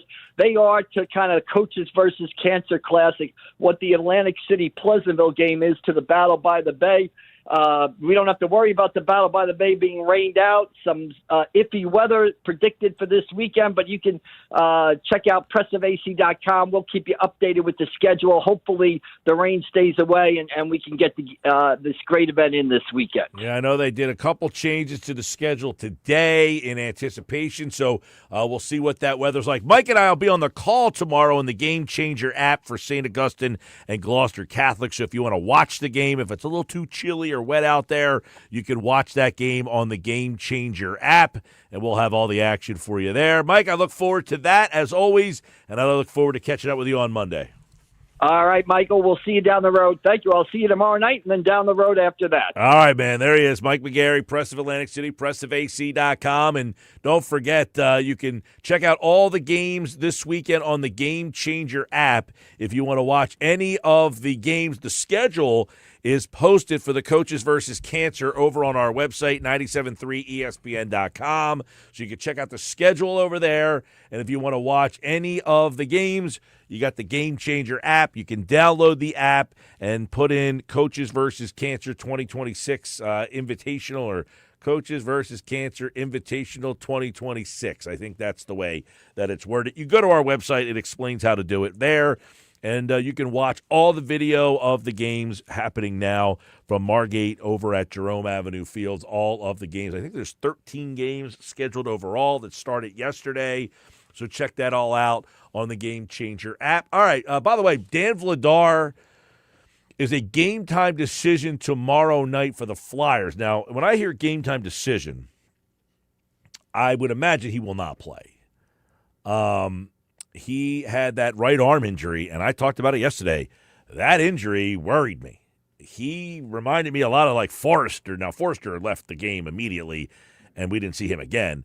He did play the rest of the way, but for him to be a game-time decision tomorrow, you're up 3-0. You probably play Harrison and hope that he can steal the game. If not, you still have 3 more shots. I would imagine he did not practice yesterday. Flyers were off today, and I don't think you'll see Vladar play tomorrow night. I would imagine keep it locked tomorrow. Billy will be on in the locker room tomorrow morning. Josh will be on until 3 o'clock with Hanging with Henning. If news happens with Vladar, you having Durso on tomorrow's show? No Durso tomorrow. No Durso tomorrow. I got Scott Laughlin from SiriusXM. Oh, he's really good. Scott does a great job. So Yeah. maybe one of those guys, maybe Billy will have some information in the morning. I know he's pretty plugged in on the Flyers. I mean, the good thing is that, with the Flyers game at 8 o'clock, we should have a theory, at least from the morning skate, about what's going on. Well, hopefully. game time decision, though, we'll see. I would imagine he does not play. That would be, just hearing this and seeing this, I would imagine they would be on the safe side. Better safe than sorry. You're up 3-0. I can understand if it's 2-2. Or 2-1, or you're down 2-1. Right. You're up 3-0. Harrison has played well recently. Not over the season. He had an .870 save percentage, which is terrible. But he did finish the season strong, right. 6-1 with a 1.99 goals against and a .912 save percentage in those last 9 games after the Olympic break. So there were some people that debated that he actually played better than Vladar did down the stretch. Yeah, those people were a little ridiculous. But listen, I understand that people see Harrison doing well and they get excited because they know that he's done well before. Your mind goes back to when the Carter Hart situation happened and he got plugged right in the situation. He was not supposed to even be the starter. And he had that 2-month stretch where like, all right, well, maybe we got a goaltender. And then all went, changed after that. Well, if Harrison plays, he'd be the 11th Flyer to make his postseason debut. Keep it locked for updates on that. And check out Kevin Durso, Kevin_Durso. He'll have news on that, I'm sure. He'll be at the game tomorrow night covering it for 97.3 ESPN.com. And we have the game for you right here tomorrow night at 8 on your home for Flyers hockey, 97.3 ESPN. Flyers game 4 tomorrow against the Pens. By the way, Carolina, they won last night. They are up 3-0 on Ottawa as well. All right, more Sports Bash coming up. When we return, we'll close out the show. Coming up next.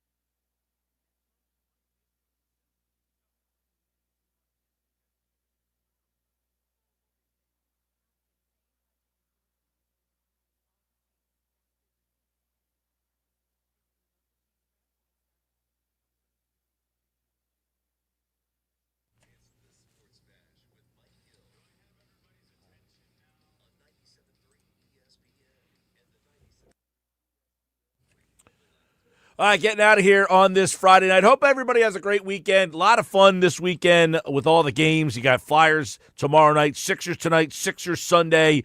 So it is a lot of fun. You got the draft coming back tonight. So what are we going to do? We'll take a look at the poll question one last time. 50% of you guys are watching the Sixers on Amazon tonight.